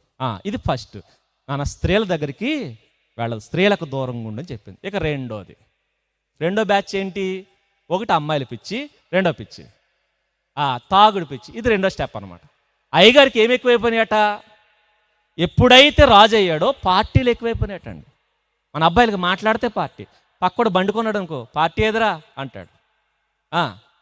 బండే కాదు, ప్లేట్ కొన్నాడు అనుకో, పార్టీ ఎదురా. బ్యాగ్ కొంటే పార్టీ ఎదురా. చివరికి కచ్చిపు కొన్నా పార్టీ ఎదురా అని అడుగుతున్నారు.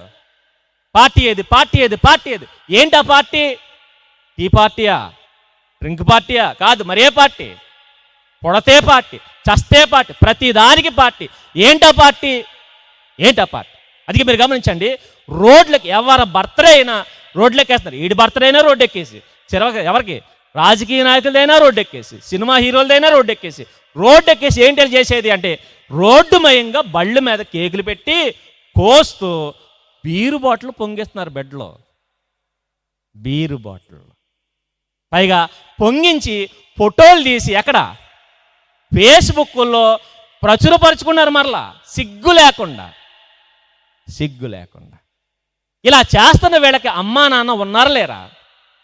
నాకు అర్థం కాదండి.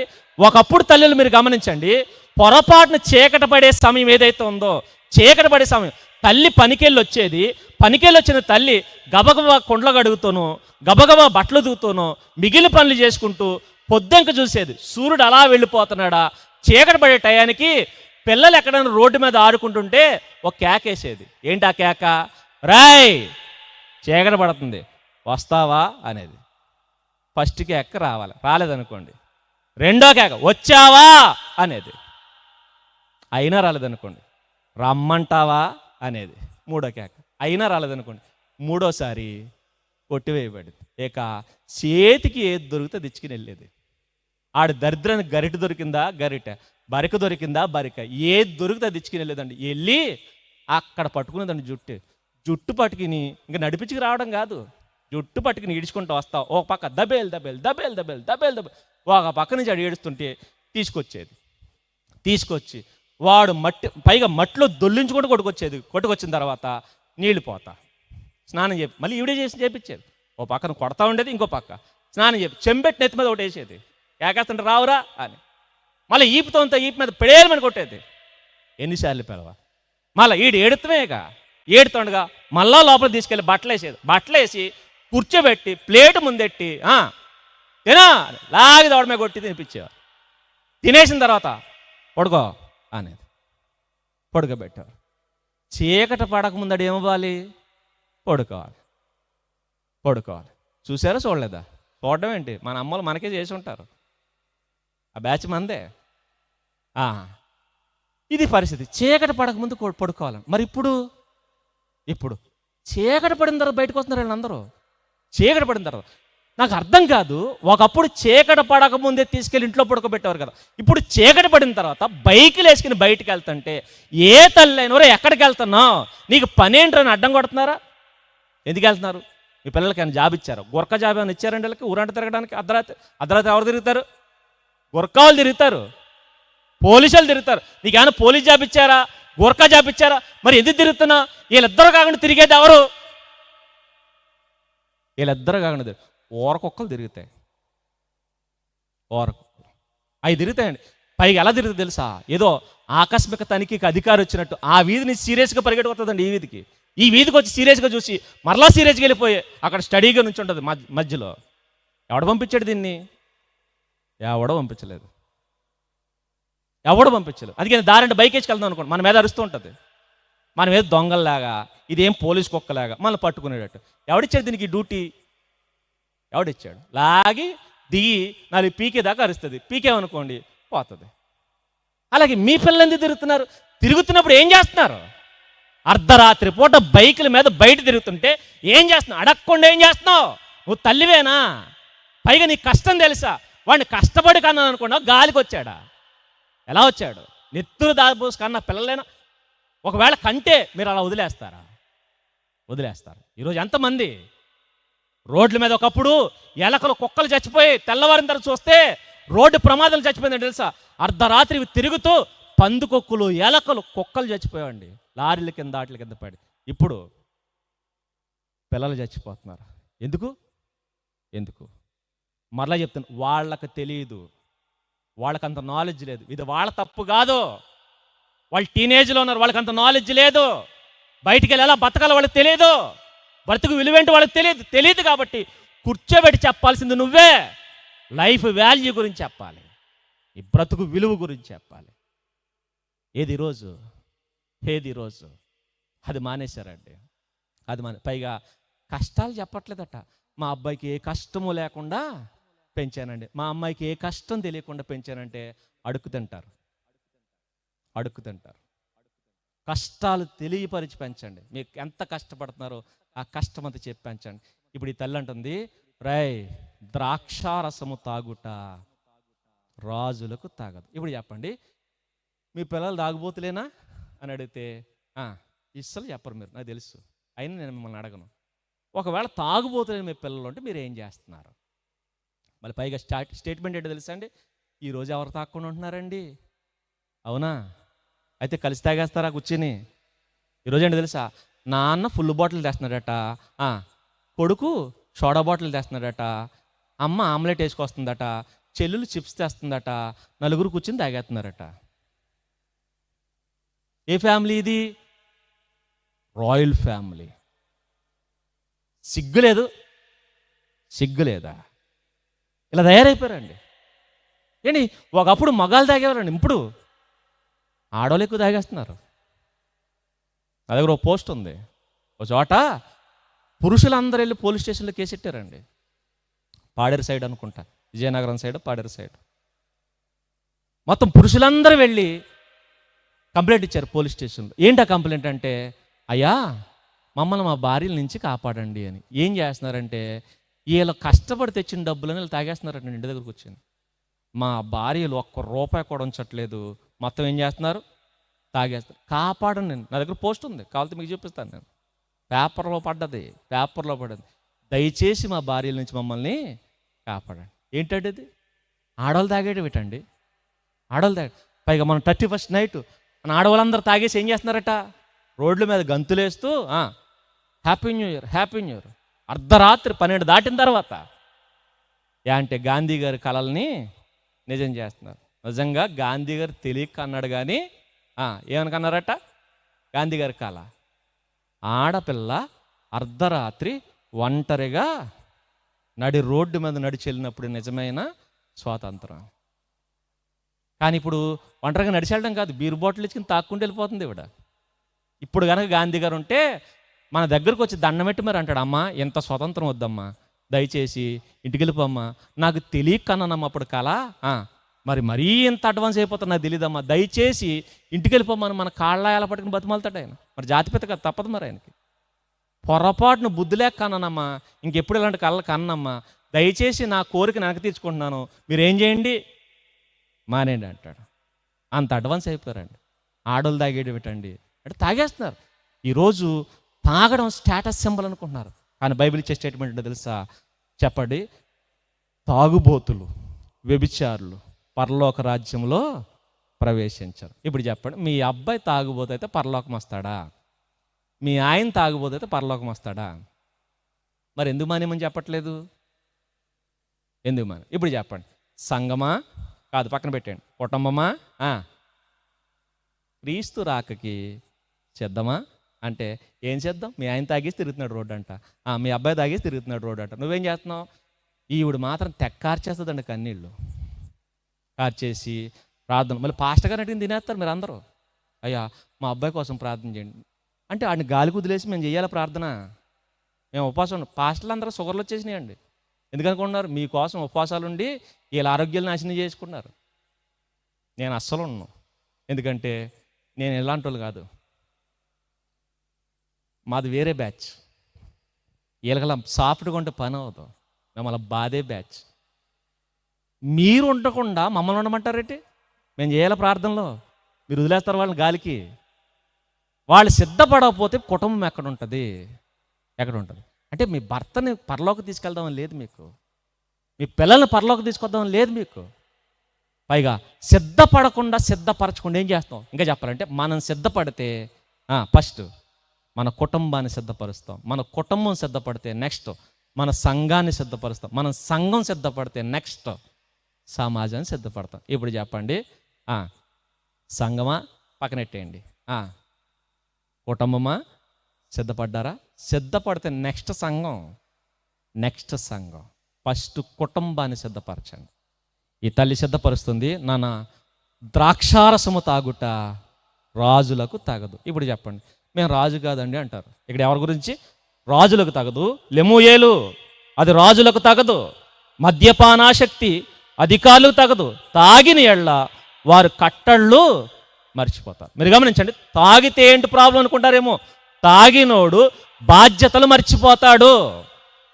తండ్రిగా వాడి బాధ్యత మర్చిపోతాడు, తల్లిగా బాధ్యత మర్చిపోతుంది, అన్నగా వాడి బాధ్యత మర్చిపోతాడు, చెల్లిగా బాధ్యత మర్చిపోతుంది.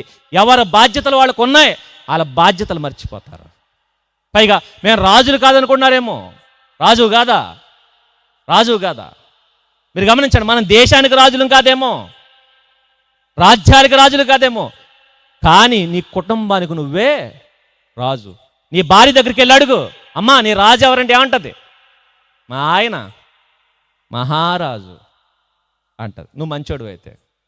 కాకపోతే ఆ మాటలు నా నోటితో చెప్పలేను, అలాంటి మాటలు మాట్లాడతావు. నువ్వు సరిగా ఉంటే నా రాజు నువ్వే, నీ భార్యకు నువ్వే మహారాజువి. నీ పిల్లల్ని అడుగు, మీ నాన్న ఎవర్రా? మా daddy is my hero, my daddy is my king అంటాడు వాడు. నా తండ్రే నా రాజు, నా తండ్రే నా హీరో, నా తండ్రే నా రోల్ మోడల్. నిన్ను రాజుగా చూసేది నీ కుటుంబం. నీ తల్లి దగ్గరికి వెళ్ళి అడుగు, నీ తల్లి ఏమంటది? నీ తల్లి ఏమంటది? బొగ్గలు నిమురుతూ రెండు చేతులు ఇలా అని ఏమంటది తెలుసా? నీవు నా రాజురా. నీ తల్లికి రాజు, నీ భార్యకు రాజు, నీ పిల్లలకు రాజు. నువ్వు ఎప్పుడో తెలుసా? నువ్వు సరిగా ఉంటే మహారాజు. నువ్వు మహారాజు. మహారాజుగా ఉన్న నీకు మద్యపానం తాగదు. ఇప్పుడు చెప్పండి, తల్లి ఉందా నీకు? తాగడానికి వీల్లేదు. తండ్రి ఉన్నాడా నీకు? తాగడానికి వీల్లేదు. భార్య ఉందా? తాగడానికి వీల్లేదు. పిల్లలు ఉన్నారా? తాగడానికి వీల్లేదు. ఒకవేళ నాకెవరూ లేరండి, నన్ను గాలి కుదిలేశారంటే అయితే తాగి చచ్చిపో. నీలాంటి వల్ల ఉపయోగం ఏమీ లేదు. ఎందుకో? తల్లికి భారం అయిపోయినప్పుడు, తండ్రికి భారం అయిపోయినప్పుడు, నీ భార్యకు నువ్వు భారం అయిపోయినప్పుడు, నీ పిల్లలకు భారం అయిపోయి నువ్వెందుకు బతకడమే? చావడమే బెటరు, చావడమే బెటరు. కనీసం భూమి కన్నా ఎరువు అవుతావు, భూమికి ఉపయోగపడతావు, భూమి కన్నా ఉపయోగపడతావు, భూమికి ఎరువు అవుతావు నువ్వు. దానికి తప్ప ఇక దేనికి పనికిరావు. ఇక బైబిల్ ఇస్తున్న స్టేట్మెంట్ ఏంటో తెలుసా?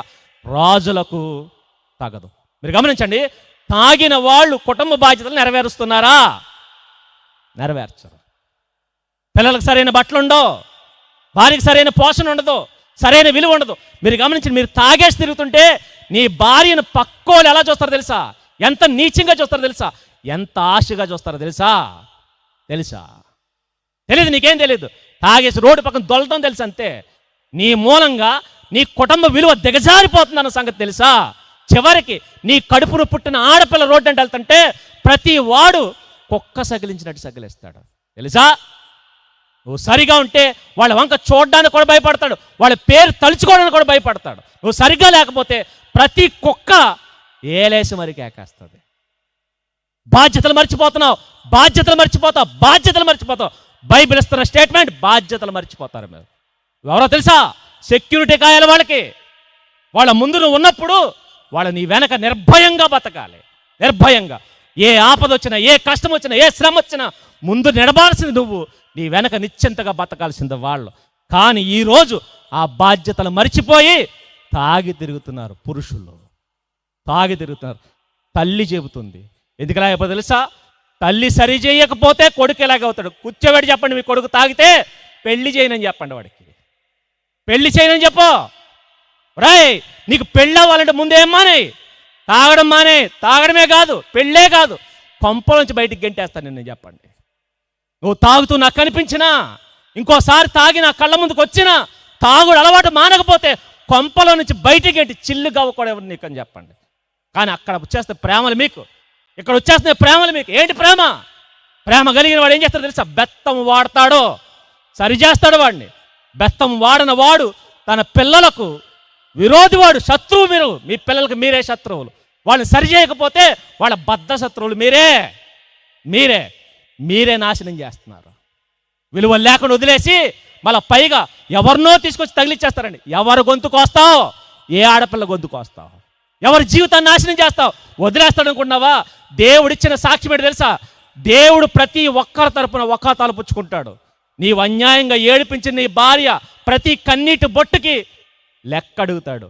నీ కొడుకుని నిన్ను కూడా ఏడిపించినందుకు వాడిని, ఏడిపించేలాగా పెంచినందుకు నిన్ను, పైగా అది తెలియకుండా దాచిపెట్టి పెళ్లి చేసినందుకు తోల్తి సెండేస్తాడు ఒక్కొక్కడికి. ఎప్పుడు?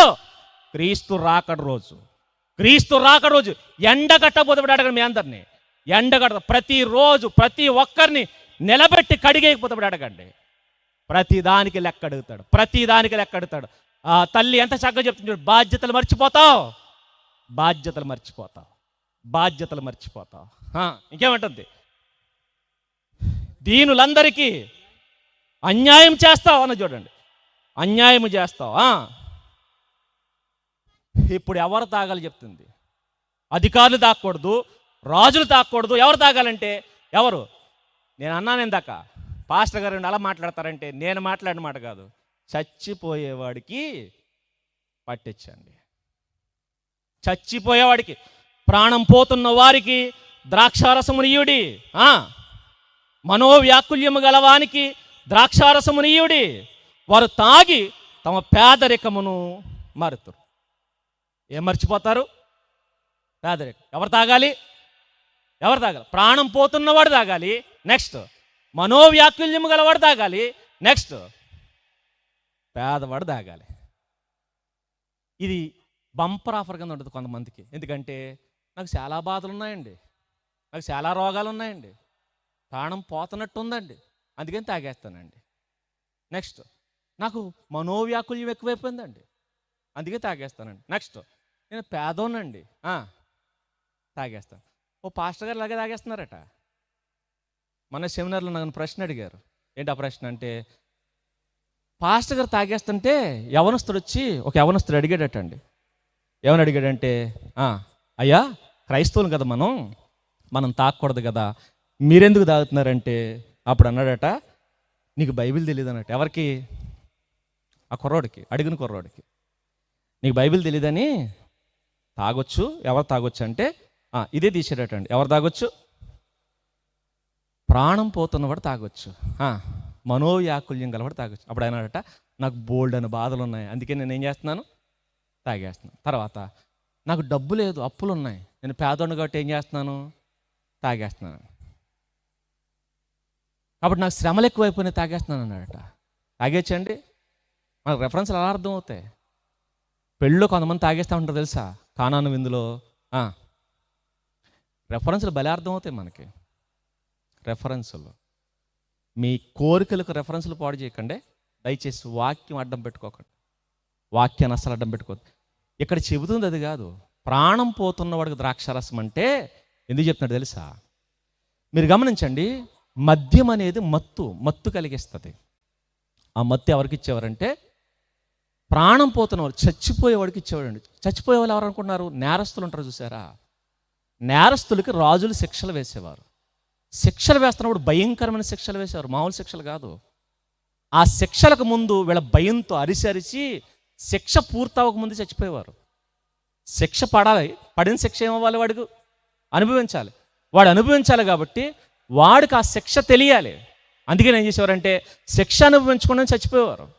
అందుకే మీరు గమనించండి, ఉరికమ్మం ఎక్కిస్తున్న ఖైదీని ఆరోగ్యంగా ఉంటేనే ఉరి తీస్తారు, అనారోగ్యంగా ఉంటే జ్వరం వచ్చినా ఉరి తీరండి. మళ్ళా ఆ ఆరోగ్యం సెట్ అయిన తర్వాత చివరికి బీపీ కూడా నార్మల్గా ఉంటేనే ఉరిదేస్తారు. కాస్త అటు ఇటుగా ఉన్న తీరు అన్నీ నార్మల్గా ఉండాలి. ఇలా మన ప్రభుత్వం ఎలా ఆలోచించిందో పూర్వం నుంచి కూడా ఇది ఉంది. శిక్షలు వేస్తున్న ఏ ఖైదీకైనా ద్రాక్షారసం పట్టిస్తారు, మద్యం. ఎందుకంటే ఆ శిక్ష వాళ్ళు పూర్తిగా అనుభవించాలి. ఫర్ ఎగ్జాంపుల్, ప్రభు అయిన యేసుక్రీస్తు వారు తెలుసు కదా మనకి, మన రక్షకుడైన యేసుక్రీస్తు వారిని సిలువ వేశారు. సిలువ వేస్తున్న టైంలో సిలువ వెయ్యక ముందు ఆయనకి ఏమవడానికి ట్రై చేశారు? చేదు చెరక, దాన్ని ద్రాక్షరసం, బోళము కలిపిన ద్రాక్షరసం, దాన్ని బోళం కలిపిన ద్రాక్షరసం అంటాడు. ఈ బోళం కలిపిన ద్రాక్షరసం ఇచ్చారు. దాన్ని ఎందుకు తెలుసా? ఆయనకి మత్తెక్కాలి. ఆయనకే కాదు, మొత్తం అందరికీ, ఎవరికి సిలువ వేసినా, ఎవరికి శిక్ష వేసినా వాళ్ళు చేసే పని ఏంటంటే ద్రాక్షరసం పట్టిస్తారు, మద్యం పట్టిస్తారు. ప్రభు తాగాడా? తాగలేదు. ఎందుకంటే ఆయన తెలుసు, ఆయన ఆ శిక్ష అనుభవించాలనుకున్నాడు, ఆయన ఆ నొప్పి తెలియాలనుకున్నాడు. ఆయన తాగలేదండి. కానీ ప్రతి వారికి ఇస్తారు. ఎందుకంటే ఆ ఇచ్చిన తర్వాత చేతులకు మేకులు కొడతారు, ఆ ఇచ్చిన తర్వాత కాళ్ళకు మేకులు కొడతారు, అలా నిలబెడతారు. నిలబెట్టిన తర్వాత మెల్లగా మత్తు దిగుతుంటే చూసారా, ఈ మత్తులో మేకులు కొట్టేటప్పుడు తెలియదు వీళ్ళకి. కానీ వాళ్ళని లేపిన తర్వాత మెల్లగా వీళ్ళకి మత్తు ఎప్పుడైతే దిగిపోతుందో, ఆ దిగిపోతున్నప్పుడు వీళ్ళకి పెయిన్ తెలియడం మొదలవుతుంది. అప్పుడు అరవడం మొదలవుతుంది. అప్పుడు పెయిన్ స్టార్ట్ అవుతుందండి. అందుకే మీరు గమనించండి, మత్తులో ఉన్నప్పుడు మనకు తెలియదు. అంతకెందుకు, ఆపరేషన్ జరిగింది అనుకోండి, ఆపరేషన్ చేసేటప్పుడు ఏమేస్తారు? మత్తు ఇస్తారు. అప్పుడు కోసేసిన మనకేం తెలియదు. తర్వాత కోసేసింది కుట్టేసి జాగ్రత్తగా బయటకు పంపించేసిన తర్వాత మత్తు దిగిన తర్వాత ఏం చేస్తాం మనం? అరవడం మొదలెడతారండి. బాబోయ్ తట్టుకోలేకపోతున్నాను. అప్పుడేం తెలిసింది నీకు అంటే అప్పుడు మత్తు దిగింది. వీళ్ళు కూడా సిలువ వేసే టైంలో భయపడి చచ్చిపోతారని చెప్పి, ఆ భయపడి చచ్చిపోకుండా అనుభవించాల శిక్ష పూర్తిగా అనుభవించాలని చెప్పి మద్యం పట్టించి శిక్షలు వేసేవారు. సిలువ శిక్షే కాదు, ఏ శిక్ష వేసిన ఖైదీకైనా ఫస్ట్ ఏం చేస్తారు? మద్యం పట్టేస్తారు. ఇప్పుడు లెమూయేలు ఎవరు? రాజు. నేరస్తులకి ఏం చేయాలి? శిక్షలు వేయాలి. ఎలా వేయాలి? శిక్ష వేసేటప్పుడు ఆ నేరస్తులకి ద్రాక్షారసం పట్టించి మద్యం పట్టించి శిక్షించాలి. శిక్షించే పొజిషన్లో ఈయనున్నాడు, శిక్ష అనుభవించే పొజిషన్లో నేరస్తుడు ఉంటాడు. నేరస్తుడు తాగాలి తప్ప ఎవరు? రాజు తాగకూడదు. ఎవరు తాగాలి? నేరస్తుడు తాగాలి. ఇప్పుడు చెప్పండి, లెమూయేలు తాగుతున్నాడట, తల్లి అంటుంది, రే నువ్వు నేరస్తుడువా రాజువా? ఎవరు తాగాలి? నేరస్తుడు తాగాలి. నీ చేతిలో చచ్చేవాడు తాగాలి, చంపే నువ్వు తాగకూడదు. ఇప్పుడు చెప్పండి, ఎవరు తాగాలి? చచ్చిపోయేవాడు తాగాలి. తర్వాత రెండవది మనోవ్యాకుల్యం అంటే పిచ్చి అంటారు చూసారా, పిచ్చి పట్టిన వాడికి ఏ ట్యాబ్లెట్ వేస్తాం మనం? మత్తు ట్యాబ్లెట్ వేసి పడుకోబెట్టరా? వేస్తున్నారా? ఎవరికి వేయాలి? ఎందుకు వేస్తున్న వాడికి? వాడు పిచ్చెక్కింది కాబట్టి, వాడు మనుషుల మధ్య తిరగడం ప్రమాదం కాబట్టి, ఆ పిచ్చి పట్టిన వాడు మృగంలా బిహేవ్ చేస్తాడు కాబట్టి వాడికి ఏమిచ్చి పడుకోబెట్టాలి? మత్తిచ్చి. ఇప్పుడు చెప్పు, నిన్ను ఎవడైనా చంపేస్తున్నాడా? ఎందుకు తాగుతున్నావు? నీకు ఉరి శిక్ష చేశారా? సిలువ శిక్ష చేశారా? రెండవది, నీకేమైనా పిచ్చి ఉందా?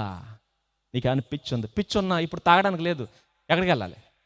పిచ్చి ఉంటే మెంటల్ హాస్పిటల్కి తీసుకెళ్ళిపోవాలి. అక్కడ గొలుసులతో కట్టేసి ఇప్పుడు మత్తు ఇంజక్షన్లు కాదు, షాక్ ట్రీట్మెంట్ ఇస్తారు, సాలిడ్గా ఉంటుంది. అదవుతే ఇంకా లేకవేక అలాగే ఉంటాం. ఇక మూడవది పేదరికం అంటే తెలుసా అండి? పేదరికం అనగా బానిసలు. పూర్వం రాజుల కాలంలో ఎవరిని కొనుక్కునేవారు? మనుషుల్ని బానిసలుగా కొనుక్కునేవారు. బానిసలుగా కొనుక్కున్న మనుషుల చేత ఎక్కువ పని చేయించుకునేవారు. ఎందుకంటే ఇంట్లో వాడు కాదు కదా, వాడు బయట నుంచి కొనుక్కు తెచ్చుకున్నాడు కాబట్టి కొనుక్కు తెచ్చుకుని మనిషి చేత బలమైన పనులు, భారమైన పనులు చేయించుకున్నారు. పైగా 1-2 గంటలు చేయాల్సిన మనిషి చేత సుమారు 10-15 గంటలు పని చేయించుకునేవారు. లేదా రోజుకి 10 గంటలు చేయాల్సిన వాడిని 15 గంటలు 20 గంటలు పని చేయించుకునేవారు. ఇలా పని చేయించుకోవాలంటే ఇలా కష్టపడి అలసిపోతారు కదండి. అలసిపోయి పడిపోతున్న వేళ్ళకి ఏమికిచ్చేవారు? ద్రాక్షరసం పట్టించి మద్యం పట్టించి ఆ మద్యం మత్తుల వీళ్ళ చేత పని చేయించుకునేవారు. అందుకనే ఎక్కువ బరువులు మోయించేవారు, ఎక్కువ పని చేయించుకునేవారు. మీరు ఇప్పటికైనా గమనించండి, ఓ పశువు చేత ఈ డైరీ ఫామ్ నడుపుతున్నారు చూస్తారు, పశువులు పెంచుతున్నారు పాలు కోసం పెంచే పశువులు ఏవైతే ఉన్నాయో ఆ పశువులు మనం పెంచే పశువుల్లో పాలేవో దానికంటే ఎక్కువ ఇస్తాయి. ఎక్కువ ఇచ్చేటట్టు ఏం చేస్తున్నారు? దానికి ఇంజెక్షన్ చేస్తారు, సెరాయిడ్స్ ఇచ్చి 5 లీటర్లు ఇచ్చే దాని చేత 15 లీటర్లు పిండుకుంటాడు వీడు. అందుకనే అవి ఎక్కువ కాలం బతకో, చచ్చిపోతాయి తొందరగా. ఫర్ ఎగ్జాంపుల్, పూర్వం 1 ఎకరం ఎంత పండేది? పూర్వం 1 ఎకరం మన తాతల కాలంలో గట్టిగా అయితే 15 బస్తాలు 10 బస్తాలు అలా పండేది. ఇప్పుడు 50 బస్తాలు 60 బస్తాలు పండుతుంది. ఎలా పండుతుంది? భూమికి ఏమేస్తున్నాం?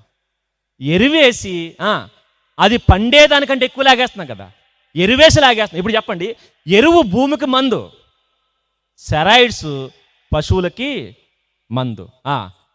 ఒకనాడు బానిసలకు మంది ఏంటో తెలుసా? మద్యం వాళ్ళకి ఎరువు లాంటిది. వాళ్ళ కష్టం లాగేసుకోవడానికి ఏం చేసేవారు తెలుసా? వీడు 5 గంటలు అలసిపోతాడు అంటే 5 గంటల తర్వాత వీడికి మత్తిచ్చేసేవారండి. మత్తిచ్చి 5 గంటలు అలసిపోయిన వీడి చేత 10 గంటలు పని చేయించుకున్నాడు. అలా పనిచేసి తిండి తిప్పలు లేకుండా వాళ్ళు 50 సంవత్సరాలు బతకాల్సిన వాళ్ళు, లేదంటే 100 సంవత్సరాలు బతకాల్సిన వాళ్ళు 30-40 ఏళ్లకే చచ్చిపోయేవారు. అలా పని చేయించుకున్నారు. ఇప్పుడు చెప్పండి, ఎవరు తాగాలి? బానిసలకు పట్టించేవారు. ఎవరికి పట్టించేవారు? మనోవ్యాకుల్యం గలవని పట్టించేవారు. ఎవరు పట్టించాలి? నేరస్తుడు, పిచ్చోళ్ళు, నెక్స్ట్ బానిస. ఇప్పుడు చెప్పు, నువ్వెవరు?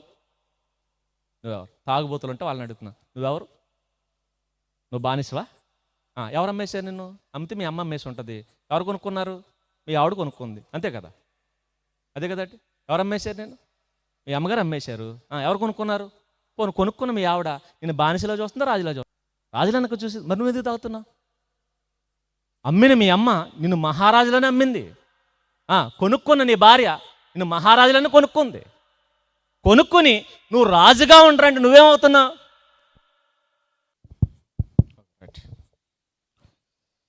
మంచిదండి. ఎక్కడున్నావు? మర్చిపోయాను నేను. ఇది ఫస్ట్ కానీ నేను చెప్తాను. ఎక్కడున్నావు? ఎవరికి ఇవ్వాలి అంటే వీళ్ళ ముగ్గురికి ఇవ్వాలి. నీ పొజిషన్ ఏంటి అంటే నీ పొజిషన్ బెటర్ పొజిషన్లో ఉంది. నువ్వు బానిసవు కాదు, నువ్వు పిచ్చోడు కాదు, నిన్నెవరు సిలువేసి చంపేయట్లేదు. మరి నువ్వెందుకు తాగుతున్నావు? నువ్వెవరో తెలుసా? నీవు మహారాజువి. అందుకే నీ తల్లి అంటది, భయభక్తులు కలిగి బతుకు.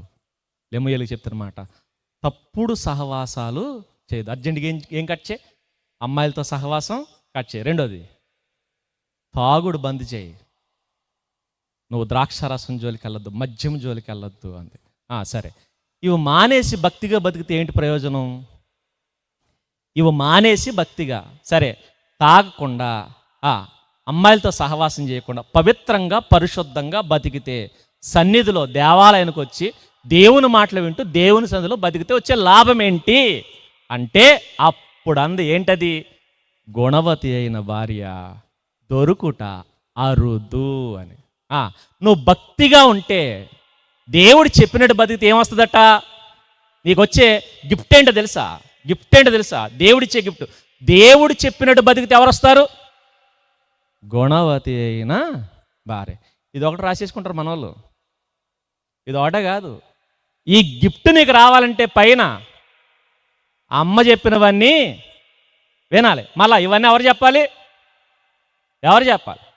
తల్లి చెప్పాలి. తల్లి చెప్పాల్సిన మాటలు ఎవరు చెప్పాల్సి వచ్చింది? ఎవరు చెప్పాలి? మేం చెప్పాల్సి వస్తుంది. మీ ఇంట్లో కూడా బైబిల్ ఉంది కదండి, మీ బైబిల్లో కూడా సామెతలు ఉన్నాయి కదండి. ఆ సామెతలు ఉన్నాయి కదా, ఆ సామెతలు 31 అధ్యాయం ఉంది కదా. ఉన్న అధ్యాయం ఎవరికంటే ఆడపిల్లలకు అనుకున్నారు. ఆడపిల్లలకు కాదు అది. ఎవరికి? అబ్బాయిలకి ఇవ్వండి. ఒరే 31 అధ్యాయం చదువుకో, 31 అధ్యాయం చదువు. 31 అధ్యాయంలో ఉన్న గుణవతి ఎలా ఉండదు, గుణవతి ఎలా ఉంటుందో కింద చెప్పింది అమ్మ. ఎందుకంటే అబ్బాయిలు గుణవతిని చూడరు, మరి ఎవరిని చూస్తారు? రూపవతి కావాలి అందరికీ. అందుకనే నేడు చాలామందికి ఎవరు దొరికారు అనుకున్నారు? ఎవరు దొరికారు? రూపవతులు. అందుకనే స్టేట్మెంట్ ఏంటంటే, మా ఆవిడ మెల్ల మెల్ల మెల్ల మెల్ల మెరిసిపోద్ది అంటాడు. ఏమవుద్ది? మెరిసిపోతుంది. మెరిసిపోతుందా? మెరిసిపోతుంది. మెరుస్తుంది అంతే, ఇంకేమవదు, ఇంకేం చేయదు, ఏమీ చేయదు, మెరుస్తుంది అంతే. మెరిసిపోవడం. ఈరోజు రూపం అనుకుంటున్నారు. రూపం కాదు, కావలసింది గుణం. గుణం. రూపం ఏంటండి? కోతిని తీసుకెళ్ళండి బ్యూటీ పార్లర్కే. కోతిని కూడా ఏం చేస్తారు? కోతిని చూసి ప్రేమలో పడతావు నువ్వు. అంతగా రెడీ చేస్తాడు. ఈ మధ్యకాలంలో కొన్ని యూట్యూబ్ వీడియోస్ ఉన్నాయి చూడండి. కోతికి కూడా బ్యూటీ పార్లర్కి తీసుకెళ్ళి రెడీ చేసి, దానికి గౌన్ వేసి, దానికి క్యాప్ పెట్టి, దానికి కళ్ళజోడు పెట్టి, దాన్ని కూడా మేకప్ చేస్తుంటే రోడ్డు అంటే వెళ్ళి వాళ్ళందరూ ఆశ్చర్యపోయి చూస్తున్నారు. ఎవరి? సుందరి అని. కోతి ఏమైంది? సుందర అవుద్ది. కుక్క అయినా సుందరగా మార్చేస్తారు. రూపం అతికించుకోవచ్చు, అందం తెచ్చి అతికించుకోవచ్చు. గుణం అతికించుకోవడానికి ఉండదు. మరలా రూపం నీ కంటికి కనిపిస్తుంది, గుణం ఆయన ఒక్కడికే కనిపిస్తుంది. ఇప్పుడు చెప్పండి, గుణవతిని ఎవరు ఎరుకు రావాలి? ఎవరు తీసుకురావాలి? గుణవతిని దేవుడు తీసుకురావాలి. ఇప్పుడు చెప్పండి, మీ పెళ్ళిళ్ళు ఎవరు చేశారు? గుణవతి దొరికిందా? అయితే దేవుడే చేశాడు. గుణవతి దొరకలేదా? మీరే చేసుకున్నారు. మళ్ళీ పైగా దిక్కుమాల స్టేట్మెంట్ ఒకటి ఇస్తారు. ఏంటంటే, మంచోళ్ళు కట చెడ్డోళ్ళు దొరుకుతారట, చెడ్డోళ్ళు కట మంచోళ్ళు. ఎవడు చెప్పాడు? ఏదో చెప్పాడు? ఏ దరిద్రుడు చెప్పాడు? దేవుడు అలా చెప్పలా. మంచోళ్ళకి మంచోళ్ళే దొరుకుతారు. అబ్రహాం మంచోడు. ఎవరు దొరికారు? శారా దొరికింది, శారమ్మ దొరికింది. హాగర్ని అతికించుకున్నాడు. దేవుడు జత చేస్తాడు. ఇస్సాకు మంచోడు, రబకమ్మను తెచ్చిచ్చాడు. రబకమ్మను ఎవరు తెచ్చారు? ఎలియాజర్ అనుకున్నారు. ఎలియాజర్ కాదు. ఎలియాజర్ గారు బావ దగ్గరికి వెళ్ళి మోకాళ్ళు వేసాడు. ఏమని? ప్రభువా, నా వల్ల అవ్వదు, నువ్వే చూడను. అందుకేనే అన్నాడు, ఇది యెహోవా వలన జరిగిన కార్యం. మనం కార్డులే వేసుకుంటాం, యెహోవా వలన జరిగిన కార్యం. ఇది యెహోవా వలన జరిగింది కాదు. యెహోవా నీ కార్యములో ఇన్వాల్వ్ అవ్వాలంటే, నీ పెళ్ళి పెద్ద అవ్వాలంటే, నీ పెళ్లి కూతురు నేను తీసుకురావాలంటే ఈ తల్లి చెప్పినట్టు నువ్వు బతకాలి. ఆ పైన తండ్రి ఉపదేశం నీకు ఎక్కాలి. దేవోక్తులు నీకు ఎక్కితే దేవుడు నీ లైఫ్లో ఇన్వాల్వ్ అవుతాడు. దేవోక్తులు నీకు ఎక్కకపోతే దేవుడు ఇన్వాల్వ్ అవ్వడు, దెయ్యం ఇన్వాల్వ్ అవుద్ది. అందుకని అంటుంది, నాన్న రూపవతులను చూసి స్నేహం చేస్తున్నావా? ఆ రూపానికి పడిపోయావా? రూపవతి కాదు, గుణవతి కావాలి. గుణవతి అయిన భార్య దొరుకుట అరుదు. రూపవతులు అడుగడుక్కుంటారు. అందుకనే ప్రేమలు ఇంటి పక్కలనే ప్రేమించేస్తున్నారు, ఎదురింటోళ్ళని ఎక్కడ పడితే అక్కడ నీకు రూపవతులు తెగ దొరికేస్తారు. రూపబెళ్ళలు దొరికినట్టు. ఇంకా చెప్పాలంటే రూపబెళ్ళ అరుదుగా దొరుకుతాయేమో, రూపవతులు ఎక్కడ పడితే అక్కడ దొరుకుతారు. కానీ గుణవతి గ్రహాల్లో కాదు, ఎన్ని గ్రహాల్లోనో వెతికినా నీ కంటికి దొరకదు. అది కేవలం ఒక్క దేవుడి కంటికి మాత్రమే కనపడుతుంది. ఇప్పుడు చెప్పండి, ఎవరు కావాలి నీకు? ఎవరు కావాలి? గుణవతి కావాలంటే దేవుడు చెప్పినట్టు బతకండి. అక్కర్లేదంటే నీ ఇష్టం. అందుకే ఈ మధ్యకాలంలో వార్తలు అంటున్నాం కదా.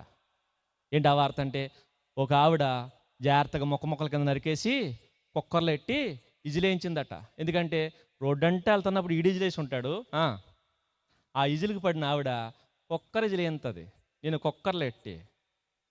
ఈరోజు వార్తలు అంటున్నాంగా, నరికేసి ఏంటి ఏ డబ్బాలో ప్లాస్టిక్ డబ్బాలు వేసి కాంక్రీట్ వేసేసిందట. ఒక ఆవిడ చంపేసి కుక్కకు తినిపించేసిందట. ఒక ఆవిడ చంపేసి సెప్టిక్ ట్యాంకులు వేసేసిందట. ఎవరు వీళ్ళందరూ? చెప్పండి, ఎవరు? గుణవతులా? కాదు, రూపవతులు. ఎంత భయంకరంగా ఉంటారు. అందరూ కాదులేండి, రూపవతుల్లో కూడా గుణవతులు ఉంటారు. కానీ గుణం ముఖ్యం, రూపం ముఖ్యం కాదు. ఆ రూపం నువ్వు చూసి పడిపోతే రూపవతుల ప్రమాదం. నీ క్యారెక్టర్ సరిగా లేకపోతే రూపవతి వస్తుందేమో, గొడవతి మాత్రం రాదు. ఈరోజు ప్రేమలండి.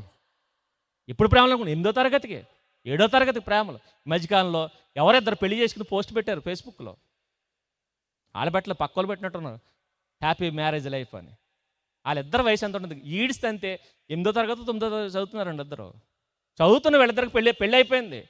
కింద ఒక ఆయన కామెంట్ పెట్టాడు, ఏంటంటే, ఒరే ఆయిల్ ప్యాకెట్ రేటు తెలిసిరా మీ ఇద్దరికేనని. పెళ్లి చేసుకుని తగిలంటారు కదా ఇద్దరును, మీ ఇద్దరికి ఆయిల్ ప్యాకెట్ రేటు తెలుసు ఎంత 150 ఉంది. ఇలా తెలుసా? ఇది తెలియదు వీళ్ళకి. రేపటి నుంచి ఆయిల్ ప్యాకెటే కాదు, వీడికి మసాలా ప్యాకెట్ రేటు కూడా తెలియదు. వీడికి ఎక్కడికి వెళ్ళిపోయాడు? పెళ్లి దగ్గరికి వెళ్ళిపోయాడు. రేపు నుంచి ఆయిల్ ప్యాకెట్, మసాలా ప్యాకెట్, కారం ప్యాకెట్, ఉప్పు ప్యాకెట్, అన్ని ప్యాకెట్లు, చివరికి డైపర్ ప్యాకెట్ కూడా తేవాలి. లేకపోతే రోడ్డుకేసి పామేస్తారు. ఏముండదు. పెళ్ళైన తర్వాత ఏముండదు. ఒక ఆవిడ చదువుకోమంటే, నేను చదవలేను నాన్నగారు అంది. చదవలేవమ్మా అంటే చదవలేను. అందుకే నేను 9వ తరగతికి ఆపేస్తే ఆయన 10వ తరగతి పెళ్లి చేసేసాడు. 10వ తరగతి పెళ్లి చేసేసిన తర్వాత ఫస్ట్ సంవత్సరం అయ్యేసరికి ఓ బిడ్డ. 2వ సంవత్సరం మరలా గర్భిణీగా తిరుగుతుందండి. తిరుగుతూ చెల్లి కాలేజీకి వెళ్తుంటే చెల్లని చూసి తండ్రి అంటున్నాడు, చెల్లికి కూడా పెళ్లి చేద్దామంటే సీరియస్ అయిపోతున్నాడు నాన్న మీద. చెల్లికి పెళ్లి చేసావంటే ఒప్పుకోను. చెల్లి నువ్వు ఒప్పుకోకు, ఏం చేయి, నువ్వు చదువుకోండి. ఈ జ్ఞానం నీకెందుకు లేదు? అప్పుడు లేదు, ఇప్పుడు వచ్చేసింది. ఎందుకు వచ్చేసింది? ఇద్దరికి జాగ్రత్తగా డైపులు మార్చేసరికి బుద్ధి వచ్చేది. ఇద్దరు అక్కర్లేదు, ఒకరికి మార్చేసరికి వచ్చేద్ది. ఏముండదు. పెళ్ళైన తర్వాత ఒకరిని కనేసిన తర్వాత మీ ఆయన నీళ్ళేస్తూ ఉంటాడు, నువ్వు కడిగేయడమే, అంతమించి ఏముండదు. అప్పుడు వస్తుంది జ్ఞానోదయం. అప్పుడు దాకా రాదు. అప్పుడు దాకా పెళ్ళి కళ్ళలో. ఎందుకంటే సినిమాలు చూసి నాశనం అయిపోతున్నారు. ఆడికి ఏంటి వెనకాల నిర్మాత ఉన్నాడు, నీకు ఎవడు ఉండడు. నువ్వు డ్యూయెట్ వేసుకుని వచ్చేస్తానంటే ఇంటి దగ్గర ఎవరు వండి పెట్టరు. పెళ్ళి అయ్యేదాకా వండి పెడతారు అమ్మ బాబు, తర్వాత గెంటేస్తారు. అప్పుడు తెలుస్తుంది మీకు, అప్పుడు కనపడుతుంది. అంతకుముందు నానా రాగాలు వస్తాయి, తర్వాత ఊన్ రాగాలు కూడా రావు. గుర్తెట్టుకోండి. దేవుడు చెబుతున్న మాట ఏంటంటే, ఇదిగో నువ్వు సరిగా ఉంటే నీకు ఎవరు వస్తారు? గుణవతి. అమ్మాయిలు మీరు సరిగా ఉంటే ఎవరు వస్తారు? గుణవంతుడు వస్తాడు. లేకపోతే సైకో ఎదవ వస్తాడు. సైకో ఎదవ వచ్చి మీకు నరకాన్ని ఎక్కడే చూపిస్తాడు. శాంపుల్ ఎక్కడే చూపిస్తాడు, బతుకుండగానే చూపిస్తాడు. ఈరోజు చాలామంది ఏడుస్తున్నారు, ఇళ్లల్లో ఏడుస్తున్నారు. ఎందుకు ఏడుస్తున్నారు తెలుసా? ఏం చేయలేరు. వాళ్ళ లైఫ్ను వాళ్ళే తాకట్టు పెట్టేసుకున్నారు. వాళ్ళ లైఫ్ను వాళ్ళే. మీరు గమనించండి, సరిగా లేకపోతే దేవుడు మన చెయ్యి వదిలేస్తాడు. సంసోను అంత బలవంతుడు కదా. నిజంగా దేవుడు చెప్పినట్టుంటే ఎలాంటి భార్యను తీసుకొద్దుడండి, ఎలాంటి గుణవతిని తీసుకొద్దుడు. దారి తప్పాడు, ఏమైపోయాడు? నాశనం అయిపోయాడు. సొలొమోను జ్ఞానవంతుడు, అపరజ్ఞానవంతుడు, ఏమైపోయాడు? దేవుని చేతిలోంచి తన చేయి తీసేసుకున్నాడు, నాశనమైపోయాడు. మీ లైఫ్లో కూడా మీరు గమనించండి, యవ్వనం చాలా ప్రాముఖ్యమైనది. మరలా ముసలోలు కాదు ప్రభువు కాడుమయ్యాల్సింది, నడిప్రాయం వాళ్ళు కాదు ప్రభువు కాడుమయ్యాల్సింది. ఎవరు? యవనస్తులు దేవుని కాడుమయ్యాలి. యవనస్తులు. ఆయన అన్నాడు, బాల్యం ఆయన తెలుసుకోవడానికి, నీ బాల్య దినములు యందే సృష్టికర్తను స్మరణకు తెచ్చుకో. యవ్వనం ఆయన కాడు మోయడానికి. మిమ్మల్ని అడుగుతున్నా, మీ ఇంట్లో పిల్లలు కాడు మోస్తున్నారా? కాడు మోస్తే రాకడకు సిద్ధపడ్డారు. కాడు మోయకుండా లోకములో దెయ్యం వెంబడి తిరిగితే ఏం మోస్తున్నారు? ఈరోజు యవనస్తులు పాపపు కాడు మోస్తున్నారు తప్ప దేవుని కాడి మోయట్లేదు. అందుకని మీ లైఫ్లు చిందరవందరైపోతాయి. మళ్ళీ చెప్తున్నాను, దేవుని యందు మీరుంటే పరలోకాన్ని ఎక్కడ చూపిస్తాడు మీకు? పరలోకాన్ని ఎక్కడే, చచ్చిన తర్వాత పరలోకం కాదు, భూమి మీద మీకు పరలోకం చూపిస్తాడు. ఎక్కడ తెలుసా? ఎక్కడ? కుటుంబం, ఫ్యామిలీని చూసారా? ఆ ఫ్యామిలీ ఎలా ఉంటుంది అనుకుంటున్నారు? పరలోకంలో ఉంటుందని. అందుకనే బయటికి వెళ్ళినా ఎక్కడికి? సాయంత్రం అయ్యేసరికి ఎక్కడికి వచ్చేయాలి? తన భార్య దగ్గరికి వచ్చేయాలి. అందుకే మీరు గమనించండి, పూర్వం భార్య పుట్టింటికి వెళ్తుందంటే దొల్లు ఏడిచేవారు. ఇప్పుడు ఎప్పుడు వెళ్ళిపోద్దా అని చూస్తున్నారు. ఎప్పుడు వెళ్ళిపోద్దా? ఎందుకు ఇలా అయిపోయింది? ఎందుకు అయిపోయిందంటే అలా అయిపోయింది. ఒకప్పుడు ఏడిస్తే నువ్వు లేకపోతే ఎలా, 2 రోజుల్లో తిరిగి రాకపోతే 3వ రోజు నేనే పెట్టించుకుని వచ్చేసేవాడు. ఎందుకంటే వచ్చేయి, అంత ఆప్యాయంగా ఉండేవారు. అందుకనే వాళ్ళ బంధాలు ఎక్కడి వరకు వెళ్ళే తెలుసా? కాటికి వెళ్ళేంత వరకు వాళ్ళు కలిసిమెలిసి ఉన్నారు. మరి ఇప్పుడు చావు రాకముందే భార్య చంపేస్తుంది. ఎవరిని? పిల్లలను కూడా చంపేస్తున్నారండి, పిల్లలను కూడా. ఎందుకు ఇలా అయిపోయారు తెలుసా? వీళ్ళు గుణవంతులు కాదు, మరెవరు? గుణం లేని వాళ్ళు. కడుపును పుట్టిన పిల్లలను కూడా అక్రమ సంబంధాల కోసం చూస్తున్నాం కదా. ఒక టీచర్ అట పెరుగన్నంలో విషం పెట్టి భర్తనే పిల్లల్ని చంపడానికి ట్రై చేసింది. భర్త మిస్ అయ్యాడు, పిల్లలు చచ్చిపోయారు. కాబట్టి మీరు గమనించండి, మీ లైఫ్ దేవునికి ఇవ్వండి. మీరు క్రీస్తు కొరకు సిద్ధపడితే మీకు కావలసినవన్నీ దేవుడు ఎక్కడిస్తాడు. మరలా ఒకవేళ మీరు సిద్ధపడకపోతే ఈ రోజైనా సిద్ధపడండి. మీరు సిద్ధపడమే కదా, నెక్స్ట్ ఎవరిని సిద్ధపరచాలి? మీ కుటుంబాన్ని. తల్లిగా నువ్వు ఉంటే నీ కొడుకుని సిద్ధపరచు, తండ్రిగా నువ్వు ఉంటే నీ కూతుర్ని సిద్ధపరచు. మీ ఇద్దరూ సిద్ధపడి మీ పిల్లల్ని సిద్ధపరిచి ఎక్కడికి రండి? సంఘానికి రండి. నెక్స్ట్ ఎవరిని సిద్ధపరచాలి? సంఘాన్ని సిద్ధపరచాలి. ఇప్పుడు దాకా ఏం మాట్లాడుకున్నాం? కుటుంబాన్ని సిద్ధపరచడం మాట్లాడుకున్నాం. ఇంకేం మిగిలింది? ఇప్పుడు స్టార్ట్ చేద్దాం. అసలు టాపిక్ ఇప్పుడు మొదలైందనమాట. మాట్లాడుకుందామా? సంఘమా? ఇప్పుడు వరకు కుటుంబమా, క్రీస్తు రాకకు చేద్దామా? ఇప్పుడు సంఘమా, క్రీస్తు రాకకు చేద్దామా? కంగారు పడకండి, ఇక మాట్లాడను. వీలుంటే తమ్ముడు రేపు పొద్దున వస్తాడు, మీ అందరికీ విలువైన సంగతులు చెప్తాడు. దేవుడు మిమ్మల్ని దీవించునుగాక. ఆమేన్.